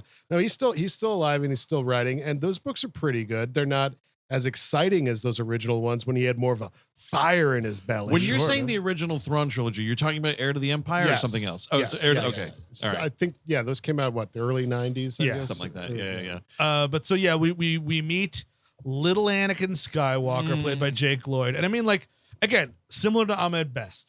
If you want to hate on this kid, you're kind of nuts. I mean, like, it's as if, Kinda. here's the it's as if if I was having a bachelor party for myself, like, and I had a 8-year-old planet, And then it was just a Chuck E. Cheese and it sucked. And you're like, hey, fucking 8-year-old kid, why did that party suck so fucking bad? No, you blame me because I put the 8-year-old in charge. Yes. You blame Lucas because there shouldn't be an 8-year-old or a 9-year-old in this movie. He should be aged up a bit. He should be, and that would give all the more agency to the character as opposed to a little kid who's very cute but can't act very well because he's a little kid. It's a little kid, and you got George Lucas who can't direct human beings. Yes. Or computer cartoons. I mean, like, the dude just can't direct acting. I'm sorry. Even like, Natalie Portman, who went on to win an Oscar and been nominated 3 times, kind of sucks in this movie. Right. Yeah, no, you're right. And he's also giving the 8-year-old lines where he hits on her. Yes. And it's like, that might Are have- you an angel? because if you fell from a galaxy far away from here, did you hurt your like, dude? There's so much, and it's so loaded. That is such a loaded. It's one of his first lines. It's one of the first Anakin Skywalker lines of all time in this prequel trilogy. Is him being like, "Are you an angel?" And I'm like, "All right." So yeah, it's a hit. It's a total hit on her in a weird way. But also, I'm like, it's the old Carlin bit. What's all this shit about angels? Like, I'm like, angels in Star Wars? And then it's like, oh, yeah, there's a planet where there's angels. See, and I was like, this kid's got a brain tumor. That's them trying to like, all right, he's going to hit on him angel style. Oh, wait, they don't exist in Star. Okay. Oh, I heard some crazy sea captains used to see those angels out there. It's like the mermaids thing. It's like a guy fucked a manatee. Right. That's what. Got it. That's what angels are. There's in some Star Wars. planet of angels out there. Yeah. And he'll get to it one day. Their scenes are there's like 3 to 4 of them. There's not that many, although there probably should be a lot more, considering that's like the foundation of the entire fucking universe that you're building. You're a funny little boy. Yeah. Want to have sex with me? I guarantee you, there's that shot at the last shot of the movie is her smiling at him, and like I guarantee you, Lucas like, all right, Natalie, that was great, that was fantastic. Can we do the teeniest bit hornier? Like you're not horny for him, but you could be horny for him one day. Just something's happening down there. You don't know what it is necessarily, but something's happening. I'm not saying I'm going to shoot any. I know her mom's yelling at me. I'm not going to shoot any of it. But just as an actress, smile as if you could conceive one day you're going to bear his children. You could definitely tell that he's going to be a real hot guy one day. This little boy is going to be a hot guy. Well, it's also compounded by the weirdness of the fact that, like, Padme is supposed to be 14 in this movie. And he's supposed to be 10. Natalie is not. Yeah, she's probably like 16 or something there, I think. Or She's got to be older than that. Might have been a little older than that. Yeah, I don't know how 38 old years old. No, it's not that old, but like, she's not looking like she's 14. No, of course not. all. And this kid is literally 10 years old. It looks like he is 10 years old. Yeah, totally. I mean, that whole Angels thing. I was also thinking, like, because I just watched that 3rd episode of Ahsoka. She's about 17 or 18, depending on when they filmed this. She's 81. This movie came out in 99. So, like, call that 17, 16, 18. Yeah, all right. I mean, she Between does not 16 look to like a 18. 14-year-old kid. No, she does not at all. The thing with the Angels, I thought, because I just watched that 3rd episode of Ahsoka, I thought they were talking about them fucking space whales for a second. Oh, yeah. And I was like, oh, man, no, just angels. Just No, angels. I think the space whales is a new thing. Oh, yeah. And what was that movie that came out last year that was centered in Avatar came out last year. Isn't that interesting? Oh, well, just take from whatever. Let's eat our fucking rib again. But they get caught in the sand. They meet Anakin. We find out that like Watto's the only game in town with this hyperspace. Right. We're gonna go back, but there's a sandstorm, and this cute little boy invites us back to his slave quarters. Isn't that nice? And what I want, I'm a person. That's right. Mhm. So it is the most casual. So you're a slave. And he's like, I'm a person. I want when they're walking into the Shmi Skywalker cave. I want Cliegg Lars zipping up and getting out. Like, Yep. There's some money for the weak Shmi. I'll see it. See it. And he like ruffles Anakin's head. We're tiger. Oh, absolutely. Oh, maybe he's throwing some food down instead. Yeah. He's like, oh, yeah, now you can eat this week, man. Here you go. Here's a space ball mitt for you. Go Why out there and buy play the catch. cow? Am I right, Watto? Am I right? Why am I going to buy the cow if she's a slave for free? You know what I It would be mean? great Hey, you know what I mean? to see the rest of this world fleshed out in a way. Well, fleshed out. I don't know. Pun unintended, but to see that world, what is her day to day? Like, what is this? She's a misery. Day to day is it's yes, but in this, taking dick. okay, Steve, but she's presented as a slave in this. Sure. All she does is sit around the house. Yeah, and she's like, you always see Anakin working at the shop. You don't know what she's doing. And Anakin has all this time to do all the other projects, make his own C-3PO, make his own pod racer. They're slaves. We're like, what? But what do? They don't do anything. I think Steve kind just of figured it out already. Okay, so Anakin's got to go work in the mechanic shit because even Watto is like, he's like, you gotta clean the whatever the fuck, and then you can go home for the day. Yeah. And that's like, and he goes, yippee! Yeah, which what a delightful little slave he is. But like, I think with Smee, it's kind of like, Cliegg Lars, dude. He's in there twice a week, you know. You're getting a fucking Greedo in there, you know what I'm saying? Yeah, the pumping ground. Wookiees on the weekends, like that kind of Wookiees stuff. on the weekends. You know, at that Han point- Solo, you know, a teenage Han Solo probably had a piece of this at one point. Let me tell you, my man Watto. Okay, listen now. After Wookiee weekend, you got to let me know to not sample the goods for a few months or a week. You're fucking my shit up here, Watto. You had Jabba do Hutt in there last week. It was a fucking slime fest, and here I am. I gotta come in. You gotta give a man a heads up here. Well, how else did I get Hutties STDs? You have a Hutt wart on your cock, Watto. It's bigger than the cock. Oh yeah, you know what? I didn't look at her. She's dead. Oh yeah, she was just flattened completely by the Hutt. Yeah, it was my like low key fave like cameo, and as they're, I mean, whatever. We're kind of past it, but when they're like, "Oh, here comes the sandstorm" or whatever, there's this fucking old lady straight out of fucking Ozploitation. Oh that's yeah, just like, there's a storm coming up, Eddie. I don't even know. Yeah, This old leathery woman. dude, I was like, "Who the fuck are you?" Well, she's like, "Oh, me bones feeling Eddie. You better get home to mom." But I'm like, "Who the fuck are you, woman?" Also, It's Saint Swimmenstein. Mad Max Radatansky's coming down the way. Sandstorm sounds cool. I'd like to see more of it in Star Wars, honestly. It would Oh, be like you don't really, you're treated too often to a Star Wars weather event. Right, exactly. You know. It'd be nice. Fuck a sandstorm on my boil. Oh, Jesus. Oh God, it's just getting in there, isn't it? Oh, it's getting in there. It's in there. Get my bucket. Owen, get the bucket. Fine, I'll finally start wearing pants just to stop the sand from hitting the boil. I've been pissing sandcastles for weeks. Fine, fuck it. Kill me. Oh, I mean, Smee so Skywalker. we get the C-3PO scene, which is terrible, and like, yeah, I like that it's a puppet as well. I like it that it looks nice. That's not the other thing that happens. The relationship with Sebulba, like I am to understand at least a little. Maybe I'm wrong on this, but I presume Sebulba is supposed to be an adult, whatever he is. Well, yeah, of course. He's Yeah. like, I kick your ass, child. Oh yeah, I fuck you up, child. Not even that. He's like, fuck you, slave scum, too, a little bit. Cool. And it's like, imagine your one rival. Like, you're the top of, if LeBron James's one rival was an 8-year-old blonde boy, and he's like always shoving him. Somehow he's just as good as basketball. I don't know how, but he is. Well, here's the You're not a thing. born leader. You know that? You don't know how to lead. But LeBron is not a fucking serial cheater like Sebulba. That's a good point. You see his performance in this True, pod race, and true. it's like, you know what? Sebulba's record has to come with an asterisk on it, dude, because this dude is rampant with the cheating. Well, he knows the Hutts, so I don't think it's and really. I think around here, I mean, it might be a little bit before, but I want to mention it real quick, is Qui-Gon tries the Jedi mind trick on Watto. Oh God. And Watto's like, oh, the Jedi mind trick doesn't work on me. You know, remember Return of the Jedi? Jabba the Hutt. It's sort of like me now. I don't know. Yeah. Only money. Very selective in who is But it's not, like Jar Jar susceptible to that. Jar Jar got the life debt. Now he can't do the the mind. It's just we're playing shuffleboard, folks. It's either money or blocks of feta cheese.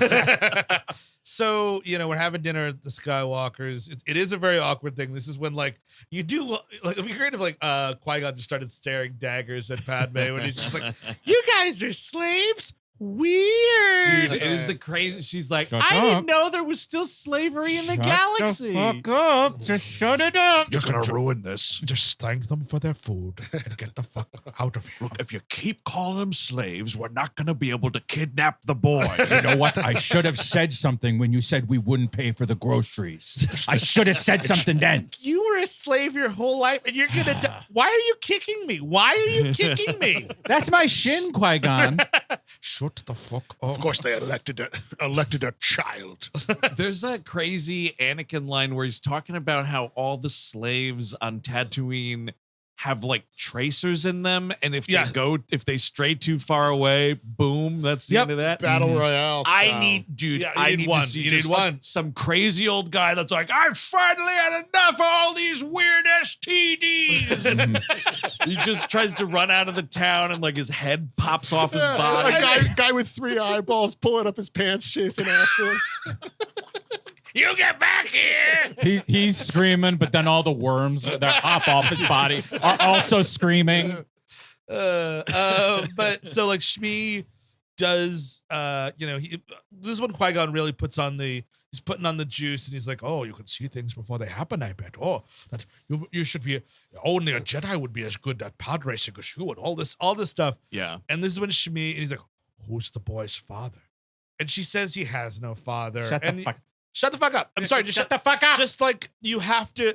And I know like it's. Yeah, that's right. Keep that Immaculate Conception story going. God damn it. I don't want anybody knowing what I did to you. No. Yeah, he looks exactly like Owen. So what? I'm a Toydarian. I didn't kill the space Christ. I just said it was okay for the Empire to do it. I just can't. Like that. Lucas needed to figure out who Darth Vader's father was, and he just decided not to. Yep. Yeah. And it's this a- whole explanation is a fridge too far, my friend. You could have just ignored it as well. Like it's just a single mother. Like who cares? You know? Exactly. I don't believe I know who his father. That's the thing. Saying he doesn't have a father, like when you first hear her like start to respond, it can totally be taken as like it was a fucking love him and leave him. I have no idea. I got fucking drunk at the cantina down the street or whatever it is. And then it's like when you say he has no father, it's fine. But then it's like, let's just say he was forceful with maybe it was a real Mama Shmia situation for her. Dude, yeah, it was a wild night in Mama space Greece. Shmia. Oh, Toydarian, done Mama Shmia. Mama Shmia, here I come again. Mama, gonna race your pod today. It's just Mama Shmia. My balls are on fucking fire. Fuck. No. Heartworms, they stay on your dick and they won't go away. Heartworms. Oh, what is your sperm count? What is your midichlorian count as well?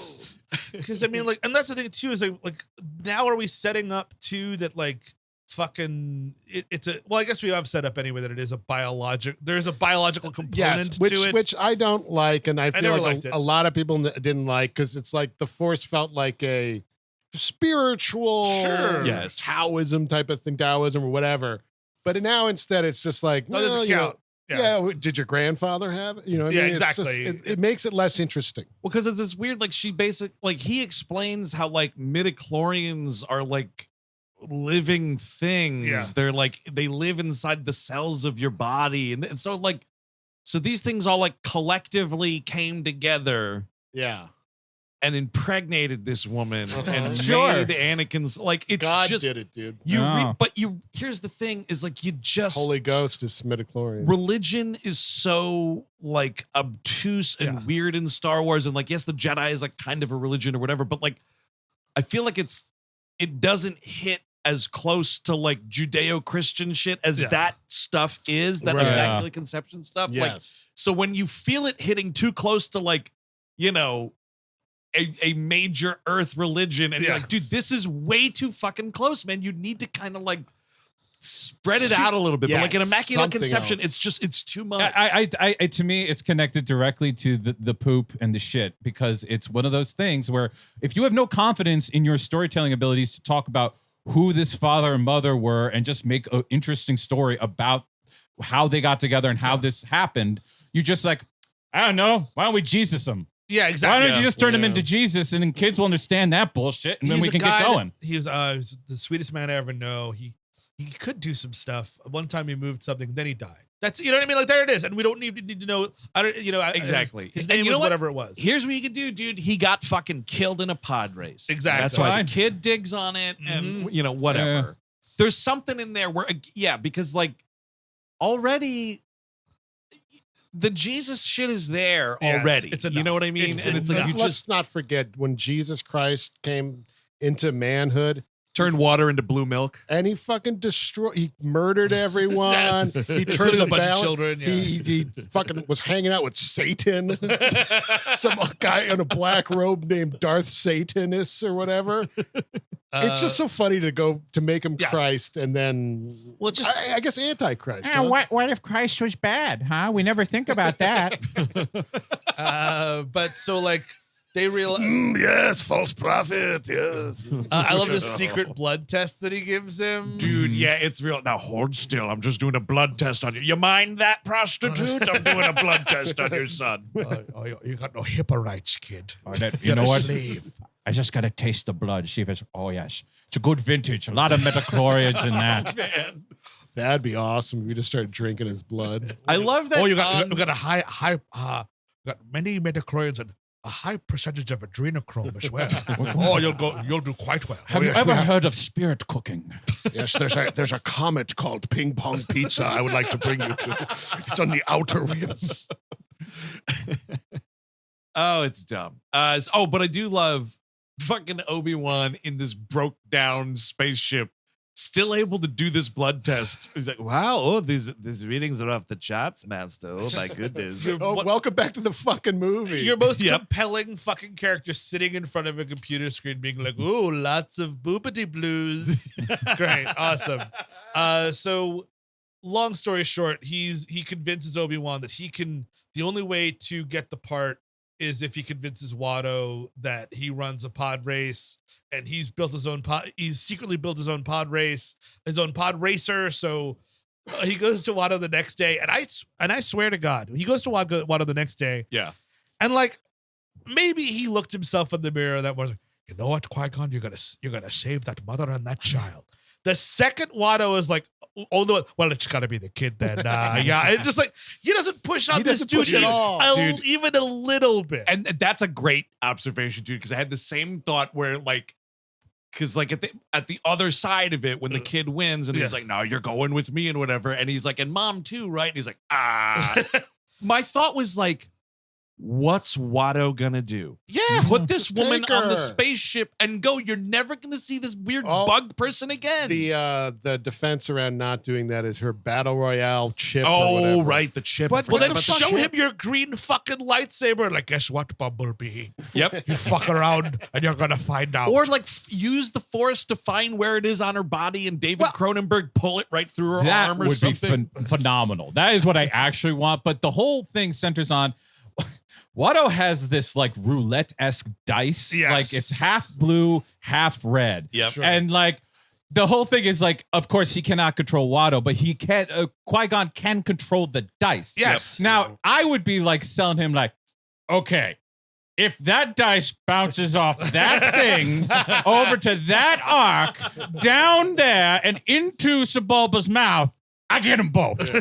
But that's the thing. You got to want them both. And this motherfucker doesn't. He's just like, oh, yeah, I try. Could I get the boy and this mother? Oh, I can't get the other mother. That's just the prostitute's only going to weigh us down. You know what? He's had enough of the ladies. Time to spend some time with the men. Watto, when the boy asks, you will tell him I asked, right? I did. Let everyone remember. I asked for the mother. I asked for the mother. Fraternal order, Jedi. Yeah, no women. Yeah, you just take the little boys and you train them in the temple. Yeah, this is a Tatooine FOJ. We would like you to give us the gold standard. That's $100 every month, and you stop police shootings.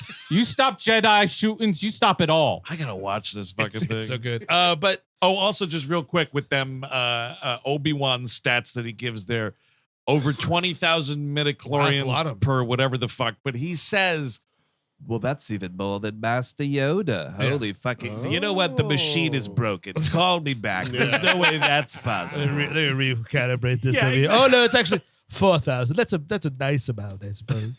But so like we get, and this is I think you said something last maybe on chat today, Chris, that really singled something for me and this scene is specifically that, which is you feel nothing when you watch this movie, and I totally agree. In this moment when he finally fixes the pod race, and the kids do it, I'm not even saying it's the performance, when he's like, it's working, and the camera pulls back, and we're really watching this thing rise up. You feel nothing. You feel like, because that you should be like, oh man, it's coming together, and like, see, I just don't have it for that. But also because like he made C-3PO, you're showing all these magical achievements by this little boy. By the time he does this one, it's like, all right, who cares? But it's also that because you never get any time alone with this kid to understand him. Who is he when he's not being bounced off all these other characters and the storyline? Who is he? That's why one of the moments that I like, it's a very fleeting moment, but when he is working on the pod racer and there's his like little group of friends. Sure, and they're all like, oh, you're doing it, Anakin, blah, blah, blah. And then immediately all those kids are shitty to him. Like, fuck you. You're a liar. Like, except for like also, the one little boy. Die in that race, Anakin. It turns immediately, and I was like, well, whatever. But I think what's weird too is like, you don't get that sense of like this great achievement or whatever, because the movie has already told you that this is just like a pit stop. Exactly. So yes. This isn't like the culmination of anything. It's just a moment in the movie that is being used to facilitate getting to like what we're told is like the real story, the real movie. You know what I mean? When ironically, one of the most famous and remembered parts of this movie is this pod race sequence. Of course. And the whole thing with the pod race, I mean, we get to it, and we of course have all the gibberish names you could ever want. Oh, God, it's terrible. But like as Eric pointed out, what actually makes this pod race sing is the sound design. Yeah. You feel like there's an emotional core to it. It is the thrill of being in the race rather than the fact that he is winning it or that he is able to do this at all. The sound of the engines, the otherworldliness of it, those shots that are like POV, like you're in the cockpit. It's a really good sequence that would have been way benefited if they had fucking people in those pod racers, at least one or two. Because when you have all of those Naboo pilots like fighting at the end of the movie, and we've got some squadron-esque things, those are people in cockpits. And you're like, nice. But it's all computer gleep-glops except for Jake Lloyd. You should have like 2 or 3 human beings, even in like makeup. That'd be fine. You know what I mean? But also new fan theory from last night's watching. Ooh. The Tuskens, it's always like, oh, why are they shooting at Jake Lloyd's fucking speeder and almost seemingly only his speeder? They know what's up. They some Tusken had a prophecy of like the evil child of the desert. Yes. And this is the moment he comes into promise, and they're trying to be heroes. Dude, it is called Star Wars, the evil child of the desert. Yes. Like that is the short story, and it's this fucking Tusken Raider waking up sweating one night. And it's like, oh, and then they got to translate. What's going on, Jeff? You know, it's very. I saw all these dead kids in a hall, and this monster was standing over them. He had a dream all the way to Order 66. That's a great story. For all we know, he goes back and kills these exact guys. Yeah, because he kills a bunch of Tuskens. That's true. He also does a Holocaust on them too. Yes. It's like he remembers. This is the prophecy. That is what they're doing. They're trying to stop him before he rises to power. It makes it very entertaining to have people shooting at these pod racers. And hell, bring this to NASCAR. If I would watch NASCAR if there's hillbillies on the ridge taking pot shots at the fucking cars. Oh, absolutely. I think that's happening at least some in those NASCAR races. You get some of them swamp races with that circuit, man. I don't know. The thing that I think also, it's a technical choice that really makes the pod race sequence sing, and it's way more effective. As much as Williams knocked it the fuck out of the park with this score. There's very little to almost no music throughout the entire sequence, and all you're hearing is racing sound effects. I think pretty much up until the very, very end. Oh, and then Greg Proops, which, if anything told you that this movie was made in 1997 to 98 and came out in 99, is that Greg Proops does a voice in it. Yes. Oh my God. Woof. And it is. Hold on to your hat, everybody. We got Greg Proops. Just hold on to your fucking hats and get ready for it. Yeah, that's right. We out. Colin Mochry's people were playing hardball, and we went to Greg Proops. Welcome to this Tatooine pod race where all the points mean nothing and everyone has a great time. John C. McGinley dropped out. We finally got Greg Proops. Oh, I would have preferred McGinley. Me but, too. we even get a that's gotta hurt joke. Yes, from Greg he Proops does a here. that's gotta hurt joke. And yeah, that's dumb. And there's a little hut, and I got anything that's not the actual race is actually I am groaning at. Yes. Essentially. Jabba the Hutt coming out as like the master of ceremonies. Yeah. Like it's just like I know Jabba the Hutt's like in this world. We've already man. mentioned it a couple times. We'll mention it Yes. again about the Hutts. It's you just, know. and it's also funny, just like making Mos Espa such a thing in this movie. It's just like, oh yes, it's a spaceport where people who don't want to be found go to. Oh, it's very similar to the place 30 miles away. That's exactly the with same. almost the exact same name as well. There's actually scumbags everywhere. I don't know what to tell you. Well, it's They're as- just kind of everywhere. Well, it's as if like Philadelphia wasn't called Philadelphia; it was called New Bork. You know what I mean? Yes, it would be- exactly. It's like they're similar cities. They have different vibes. I think I'm going to call it that from now on. Oh man, New Bork. I like that. newborn. There's also in one of the passes, they pass by one of the Tusken Raiders. No, they pass by a Jawa. Excuse me. You do get a little Utini in You there, do get a Nutini, of course, which is great. And he wins. You know, does After Sebulba- Greedo's rampant or Sebulba's Sebulba. rampant Does cheating. Sebulba die Yes. or no? He does. Wait, what? Does Sebulba die Does he or- die? no, Well, It's a hardcore crash, but I think he's don't like, fine. think so. damn it. Yeah, he does. Oh, that he does. thing. Oh, Yes, okay. yes. I think, I think he does. He doesn't do mentions- number 3. He mentions doo-doo again, I think. Oh, yeah. You know what you do get though when he gets into his pod racer to start the race, you get a little like Sebulba ass there, like him just getting. He looks like it's like a little gremlin ass because of his tiny legs. It's kinda Maybe funny. Odie Mandrell or Odie Mandrell was the only name that I wrote down too. That's kind of funny. Mole's Roar. Bull's Roar. Okay, we will go over all these pod racers that aren't Sebulba on the Gleep glossary Okay. this month on Patreon, patreon.com. Including the one that looks like a spree with antlers on it. There is actually one guy one Gleep Glock. Oh my God, that's like a gun that's an alien creature. gun. That's like the gun from Existence or something. But there's a guy in the handing out concessions at Oh Yeah, yeah, yeah. he's selling like yeah, Salacious Be Crumb, and he's got things or tons of something. weird little arms. Yeah. Yeah. I want to know what that guy's up to. Oh, there's a toy line and all. I hope so. Yeah. I'll be buying it tonight. So we got it. We're sorry. Now we own your kid. He won the race, and we own him. We're gonna take him away. And the awkward moment of, oh yes, I'm going to take you away from all here. You're going to get 3 square meals a day, and you'll have your own. I mean, you'll be my apprentice, but you'll have your own agency. Oh no, your mother will remain a slave for the rest of her She'll life. be a slave, and you'll be, get this, an indentured servant. It's almost the same thing. dude, he's like, oh, the life of a Jedi, even after the training, it kind of sucks balls. So, you're welcome in advance. You do kind of have to sleep where I tell you to sleep. Do what I say you do. Exactly. It's kind of the same And it's a thing. vague idea. Maybe you can't have sex, but we're never going to say that. But basically, you can. I do like that Watto tries to get out of the deal. Oh yeah, Dude, he does. And there's a great Qui-Gon goes, oh, you want to settle up with Jabba the Hutt then, you motherfucker? Like, it's really like, oh, don't make me turn you over to the big guy. They should have gone to Jabba the Hutt. Oh, and yeah. Jabba the Hutt would be like proposed to split Anakin in half to see who would. Jabba, just make sure the girl stays here. The boy, I don't care. Whatever. Shmi stays here. I got no use for the boy, but I got a lot of uses for the mom. No, yeah, I know. I'm looking more like a worm every day. I don't know what to do with this thing. It's just taking over my body at this point. There's so like hear the tone of my voice right now. Pretend I'm like a dad speaking to their child right now. Right? Hi, Dad. We're getting ice cream tonight. Yay! Okay, that delivery, right? Eh? Here comes Liam Neeson into this fucking Shmi Skywalker fucking cave house again and just goes, "You're no longer a slave." Dude, the delivery, it is such a take two. It's like you I understand it's like yes, it's this freeing, happy-ish moment, whatever. But it is a real we're getting ice cream. It's so bad. You got to get R2D2 to do like a pop with confetti after he says that. And Anakin's like, "Oh, can I go, Mom? Can I go?"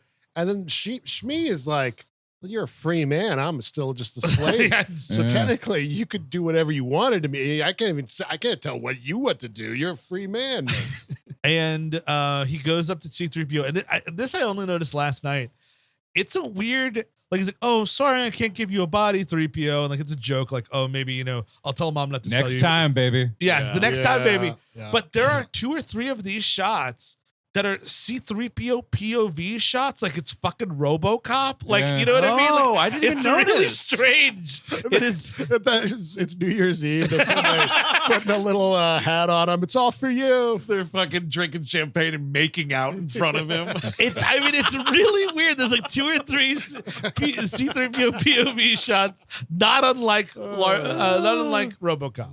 I love Just it. letting you I know. love it. I fucking love it so much. Yeah, and so it's a real he's like, "Oh, I'll definitely come back for you, Mom," and she's like, "Please don't come back here. It's not gonna work." I'm Whatever. planning on dying. Excuse me. Well, what if okay, all right, Mom. I guess if I do come back, can I do a genocide in your honor?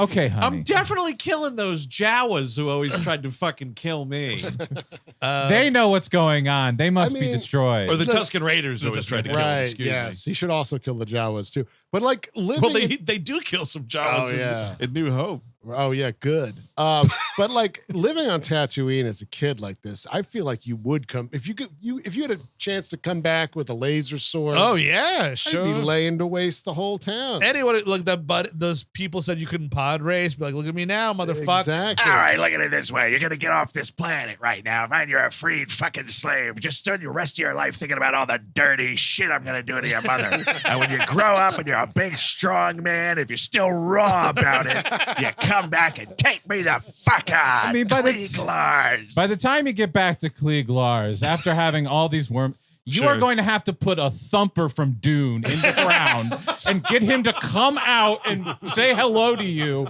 Open his fucking jaw. No, they have creams for the things that he has. He's okay. If he keeps on doing it, Steve. That's a good point. There's an interesting little moment here, and it's a bit of little baby Anakin characterization where they're on the ship, and Padme's like, "What's wrong with you?" Yeah. And he's like, "I'm really cold." Yes. And she's like, "Oh, of course, you grew up on a desert planet. You've never experienced other temperatures." I was like, "Oh, that's kind of interesting." Space. It's just space is cold. Yeah, space is cold. It's all Right. pretty cool. But then it's a weird, he's kind of scared or whatever. And the whole moment is absolutely destroyed because this is where she goes "Oh, you're going to come with me. We're going to Coruscant, then maybe back to Naboo or whatever. Come with me. My caring for you will remain. Oh. I'm just going to take care of this little Just boy." getting started.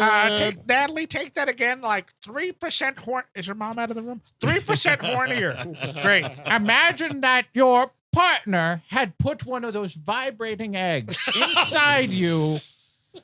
Imagine he just went through all the way up to 10. Just imagine that your character can't be within 100 yards of a school and action.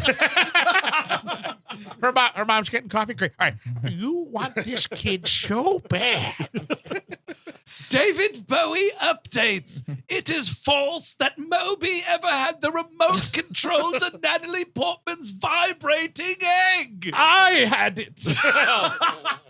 He has them all, man. He does. But But all the eggs. it's great because he packs up, they go, and then this is the first Darth Maul attack, and Liam Neeson's like, "Oh fuck the movie," you know what I mean? Yes. When they're trying to take off. Yeah, He's yeah, like, yeah. "Oh shit, the movie stuff." This is also another thing where later on, I think maybe it was Obi-Wan was like, "What was that?" Yes. Yes, that's the other moment because It's so he's fucking fighting Darth weird. Maul. It's pretty cool. We get a little fight in the desert. Maul almost runs over Anakin, which I appreciate. Oh, man. Anakin, drop. Yes. Qui-Gon, I'm tired. I love Someone's got tired little legs.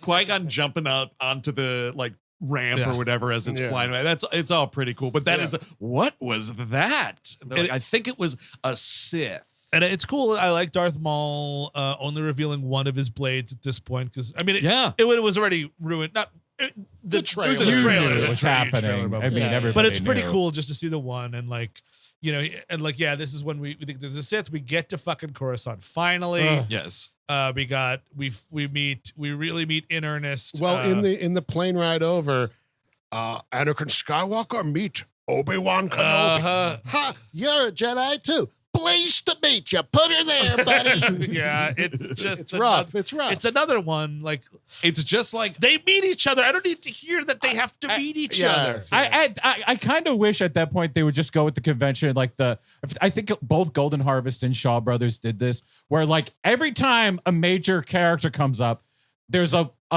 line of text like, this is the character and this is who's playing him. Right. And just in the middle of the movie. That's fine. Just do it. Dude, it's like sitcom intro rules, man. It's totally fine to do that. They should actually, Star Wars should seriously go back and look at the Shaw Brothers, Golden Harvest, and all that shit, and start thinking about structuring some movies or TV shows like that. You know what those things got?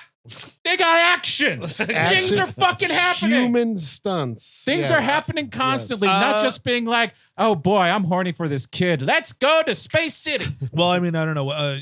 Would you rather have action or the Space Senate, Chris? That's where we're at here. I like these floating discs that they're like platforms that fly into Those are cool. Like the design of this is pretty cool, but it just like, this is where my eyes start glazing over again, just like how I read the scroll to this movie, which is just, it's way too whatever. It's just an info dump about weird politics and space economics. And I get it. Like, you know, you're trying to talk about the rise of fascism, and very often in these things, do we make up a fake threat that fascism needs to fight, and then you give power to something and he's not going to ever give it back. I get that's a cool enough idea, but the threat here is so weak. And again, you're coming after the Empire, which was such a clear villain. It was such a clear idea of these guys look like this and they all do this and they're all baddies. Here you've got these Asian coded bad guys, these really weak robots, and Darth Maul is kind of maybe going to do something at some point. It's all very muddled. And then I guess the idea is like once the Empire is formed or whatever, you kind of get that monoculture. So everything's this and that. But here, like later on, you got the Separatists and the Techno Union. My God. Oh, dude, the Techno Union. We demand fair pay. Yeah, it's just. Who's going to be the villain for my next movie? Ooh, the unions. Yeah, totally. You must now fight the Chemical Brothers. Yeah, I mean, it's just all very muddled now, and I guess that's part of the point. And then you get this rise of Hitler thing. But like, it's not as if political science fiction stuff is impossible or like you can't make it exciting. I mean, you definitely could. Andor is that Yeah. top to bottom. You usually take the care to do it, and just saying trade blockade and trade union and all this stuff doesn't really do it. Also, apparently, Council of Valorum, according to Lucas, was modeled a little bit off of Bill Clinton. He's like, what? I think he said he was a good guy, but he was just beleaguered. So wait, that means he got a blowjob in office. Right? Oh, dude. Yeah, that's right. Yeah. Oh no, man, the trade union's acting up again in Kosovo. What are we gonna do? Oh shit, man! Naboo just voted a no confidence on me. Oh fuck! In response, that rotten kid star's fucking it up again. In response to the Senate, I must do a saxophone solo. Oh, dude, yeah, he just starts playing jizz music. Oh, he played a lot of jizz music all over the White House. There was someone on a dress at one point. Let me just lay down a sick lick for you, baby. Oh shit, Chelsea, those Tragadocians always had it out for me the whole time. Oh, baby, look at that sick-ass Twilight dancer. Oh, yeah. I'm going to do an R. Kelly song on my saxophone. No reason. We didn't mention it, but there were some sexy Twilight girls giving Sebulba foot massages. Shoulders, they were taking work. His dick is in his foot, dude. Oh, nice, dude. That's why he's got to walk on his hands. He doesn't want to step on his cock. But that's amazing. That's kind of a fisting, a footing. But Palpatine Phantom Menace is the situation. Sure. He's Absolutely oh, does. here come the Democrat. I mean, the bureaucrats. Oh, that's how that works, isn't it? Oh. It's kind of hilarious, man, because now that I was not aware of how unhappy Terence Stamp was making this movie or whatever, but now the last time you see him in this movie, it's so fucking fitting because this is where she's like, I thought no confidence attached to the law. And then like the whole fucking place is like, fuck yeah, let's do it. Fuck that guy. Terence Stamp just like slumps down and it's a total plop and sigh. And I feel that's like I'm finally out of this movie. Yes. Finally out of government. And Anakin Skywalker's farting around Coruscant, goes to visit her, and he's still wearing the slaver's rags. Yeah. Like, get him an outfit. Get him a cute He's little in the outfit. big city. Right? Come on. Like a little leather number. Well, that sounds dirty. That's how the Jedi dress. That's how he dresses in the future. Like, you have Jedi money. Be like, oh, we'll take. All right, first things first, we'll go to FAO Schwartz, and we'll make a day. You've never had ice cream, little slave boy, have you? Like, yeah, you he's bringing around a giant plush giraffe. I would love it. Look, treat this kid right for a day before you put him back to work. And you don't have to worry about like the money you're going to spend on his clothes or whatever, because you're just mind tricking all these sales clerks to give you shit for free. Oh, I already gave you the money. That's why his body burned, is because he was just robbing people the whole time. I mean, but I also think this is Qui-Gon knowing he's got to play a little bit of the Last Crusade game with the council when it comes to presenting him. Oh, yeah. Like, he's got to be like, I found him on a all the way in Great Tatooine, Yeah. Nowheresville, and just the Metachlorians were just coming off him like steam. I mean, we do get the Jedi Council here, and I mean, like, we've wasted so much narrative and financial real estate. It's just like, and here's the Jedi Council. Yep. We're not even like we. There's no majesty to it or anything. Even Sam Jackson is not good in this movie. No. He's just like, I don't think that the Sith would have returned without us knowing. And then Yoda being like, oh, the dark side is hard to see, isn't it? Or it's like, God damn, I'll bend over and show you. You know? I was pretty stunned, man. I mean, I know like this movie's going on 35 years old? How 25 years 25 years old. Yeah. Sam Jackson looks so young He in this does. movie. It's Yeah. crazy. Yeah. He's finally started looking like his age. Like there was a while where that dude was not aging, and now like he's kind of looking like an elder statesman dude. Still handsome as hell, but just like watching back this far, I was like, oh, you look different. Doing that many chase card commercials would do it to you. It takes the soul. But even my Yoda God. too, he's looking young as fuck in this movie. Unlike how he looks so old now on those credit card commercials, Yoda. Right? Yes. No interest rates you have. 5% cash back. Oh, yeah, that's a good deal. Dude, it's Yoda and Watto sitting down talking about credit card rates. Oh, I would fucking watch that. What does the APR go up at the future years, or you're saying it stays at zero? Credit score is terrible, Watto. What with all the gambling you've done? Oh, yes, it's in the gutter, 500s, but this, I can check my credit score very easily on the website. I monitor my spending. Do I get miles on this? Dude, I don't think with like space travel technology you can have miles programs. You just be racking that shit up. Oh, man. Well, they would do nothing. Oh man, I have $25,000. That'll get you like, I don't know, halfway to nowhere. Yeah, And exactly. who makes all the money? Chase a galaxy, I guess. Exactly.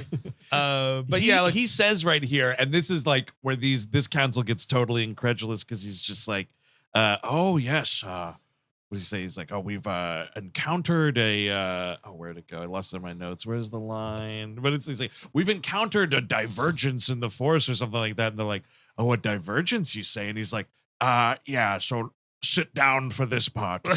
It's possible he was conceived by midichlorians. And they're like, get the fuck out of this office. I want Conehead guy to be like, dude, you got sold a bill of goods by that lady. I guarantee you, if I ask. Hey, over here. Yeah, guy who looks like a Muppet. Did you check the background or records at all? Yeah. Did you do any investigative work on this? Or did you just play with your pud and take the child? That's just me, Muppet guy over here asking. Metachlorians do not ejaculate, okay, folks? Conehead guy is here in this scene too. He's got a couple of lines, and he's looking pretty okay. Yeah, he's pretty sharp. I always love Conehead guy. I was realizing so on top of looking like Mr. Largo, the music teacher from The Simpsons, Ian McDiarmid also looks almost exactly like Spalding Gray in this movie. Yes, a little bit. He has that Spalding Gray mullet. It's such bad hair. I love it to death. When I was a kid, I thought that his name was that because that was his hair. It's Spalding. Spalding Gray. Gray. Yes, and the Sith are coming back and everything is going fine. Do you guys know? Here's something crazy that I did not expect when I started going through this sitcom while we eat at night. Spalding Gray, so far, well over 10 episodes guest starring on The Nanny. He was a big deal in that, I think. I did not recall any of that. And I'm just like, how many episodes is this guy going to debate? Pretty sure that's how I knew about him at first. Oh, really? I'm almost certain. Weird. Anyway. But so your classic, he's too old to be in the training. I want some mother to be like, there's another boatload of babies for you, Jedi Temple, because I guess that's the right age. Like, how are we starting them? Like, how is fucking 9 or 10 years old too late for anything? Is it like they use the Force to get the breast milk? Like, what is happening? It needs to be so early. and again, like, that would be cool when we do a walk and talk through the Jedi Temple. It's like, here's all the foundlings that we we foster and we gather kids via X, and they have to be Y age, and then we use them. Where Mandalorians have foundlings, Jedi have takelings. I got it. Snatchlings. Kidnaplings. Maybe some donatelings. Donatelings. He does get his like Jedi Council test though, and a couple of wavy lines. Spits his gum out because he gets electrocuted.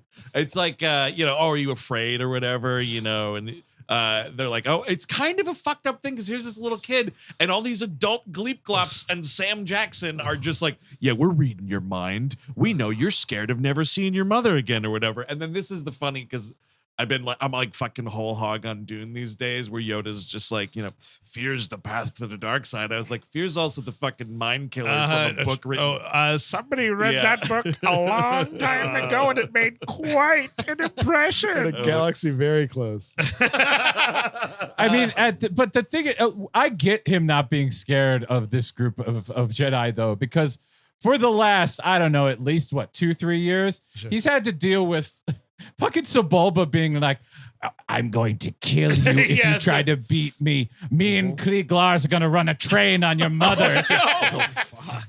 Oh, no. You want to know why they call him a Doug kid? Because that dude gets in there. So whatever. It's a big fuck you. You can't come to our school. And then Qui-Gon Jinn's like, well, I'm just going to train him myself. Try that. Try stopping me now, you little green fuck can't face. have 2 apprentices. And then it's like, I guess you could promote this one. What's your name again? Obi-Wan Kenobi? Yeah, I'm done with him. I forgot you were into the movie. Excuse me. Can you float something? There, she's a master. A younger, hotter version of you came along. And you know what the funny thing is, speaking of what you just said, Chris, he can float something a little bit. That is a thing that like they gloss over, but it should be amped up more because the end of the movie makes a point, but the build up to it doesn't, where like Qui-Gon is like, he's ready to roll. He just can't like use the Force to move shit that well. Yeah. So then at the end of the movie, when he's hanging off the thing and he finally uses the Force to get Qui-Gon's lightsaber, it's not as fucking victorious as it should be because they rush through all that shit. Like you should have a thing where like he's, either thinking about a previous lesson with Qui-Gon or they're just like shooting the shit in the ship or something. And he's trying to do it a bunch. And it's like, anytime now it's got that part's good. That's the part that always comes last, you see, or like whatever. That would be then good. it's like, that's the character having even the teeniest arc. Yes. Even though it's like, IMO, the greatest character in Star Wars, and he's got fucking 15 minutes of screen time in this movie. It's tough on this one. It sucks. But so he's like, I'll trade on myself. And like the Naboo thing happens and the Padme is like, we're going back to Naboo. I'm so sick of all of your bull ass. Yes. And back we go. And this was kind of interesting because like I had to pause it here for a second and I was like, just about 30 minutes left. Not too shabby. Like I was kind of okay with how much time. The funny thing was, I kind of paused at the exact same spot you did, more or less. But so, like, we get back, this fucking Trade Federation takeover has happened. This fucking beautiful city is completely empty for the most part. I just want some fucking dead bodies on the ground. Yeah. And that's, if you saw the carnage of any kind, you would be like, well, of course there's no faith in this chancellor. Right. Yes. But right now I've seen just an empty Disneyland. Yes. Basically. An empty Italian museum. Exactly. Until this moment, I still thought it was possible that all that shit that fucking fake Jim Broadbent was talking about didn't happen. Yes. How about an Uncle and Owen and Aunt Beru fucking esque smoldering skeleton in the street? Where are the crispy critters? And Qui-Gon don't count. No, he does not. Where them critters at, man? Come on, let's start cooking. I would even handle a Starship Troopers like report from the front. Here's a dog puppet that's been crushed by fucking, a whole building. And now we got to get the fucking bugs. Would you like to know more? Yes, honestly, I would. A lot more, actually. Show me. I would like all that. We got to talk to the Gungans because they're hilarious. And the Gungans, we're told, they're in a sacred hiding place, and it's like, oh gee, I wonder what obstacles we'll have to overcome to we're there. All right, so fair enough. Now we're already in this fucking forest. Jar Jar fucking followed his nose and he found it. I wouldn't be surprised at all, like if there was, they made the movie, the pacing problem all over the place. Shop. Yeah, it could be. Yeah. But so this is where, like, Amidala, she's like, hey, I'm the queen, motherfucker. That's just my dupe. You got dupe. And she's just go to Qui-Gon and be like, you call yourself a Jedi Master, dude? Like, you didn't get that? Yeah. She's like, I was spraying you with my stink this whole movie, and you didn't get nothing on me. And I mean, even back in the theater, I was like, oh, yeah. Yeah. Because, I mean, what are you talking about? If you're a person who knows who Natalie Portman is, you're like, oh, she's Natalie Portman. Like, she's going to be the star. Like, Keira Knightley don't look that much like her. No, Come on. I don't know Keira Knightley quite yet, but I'd still be like, well, yeah, of course. Yeah, please. And she's like, two great societies. No, I think she starts talking normally here. Yeah, because she doesn't have the fucking the face paint on. Yes. So she's just talking like kissing Natalie your ass. Boss Nass. Oh yes, my big God. time, dude. This dude's basking in it. He loves getting his ass kissed. You think you're better than the Gungans? I like it, Daddy. Dude, and this was a crazy. He fucking starts. Those jowls are going, man, and shit's flying, and all of a sudden it becomes Gwyneth Paltrow's apartment. Gloop is everywhere. Yes. Yeah. Think about how racist these Naboo people were.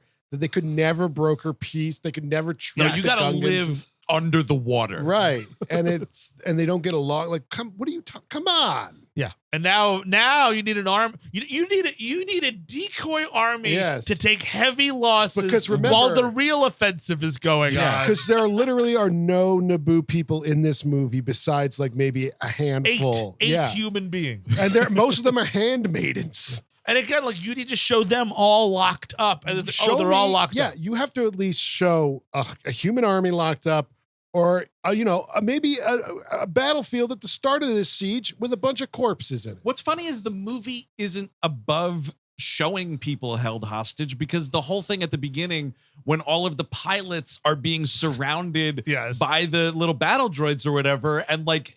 There's a part where fucking Obi-Wan's like, oh, I'll go take care of this really quickly, and goes over and like frees all those people. I was like, so hostages exist in this movie. Yeah. You've shown them to me. Where are these people? Yeah. Because I mean, I don't think they actually want to show an execution of any sort, period, unless it's in battle. Like they want the glory of battle. Show me a POW camp or something. I really don't think that's it. I mean, that what pissed me off more about this is because they agree to this, and of course the fucking Gungans, they're throwing blue ball, much like the fans of this franchise are throwing their blue balls at their enemies, hoping they will just be destroyed. I have for 20 some odd years have hated the Gungan blue ball nonsense. Really? I don't mind it actually. It's pretty silly. What are they? What do they do? What are they doing? What is any of it?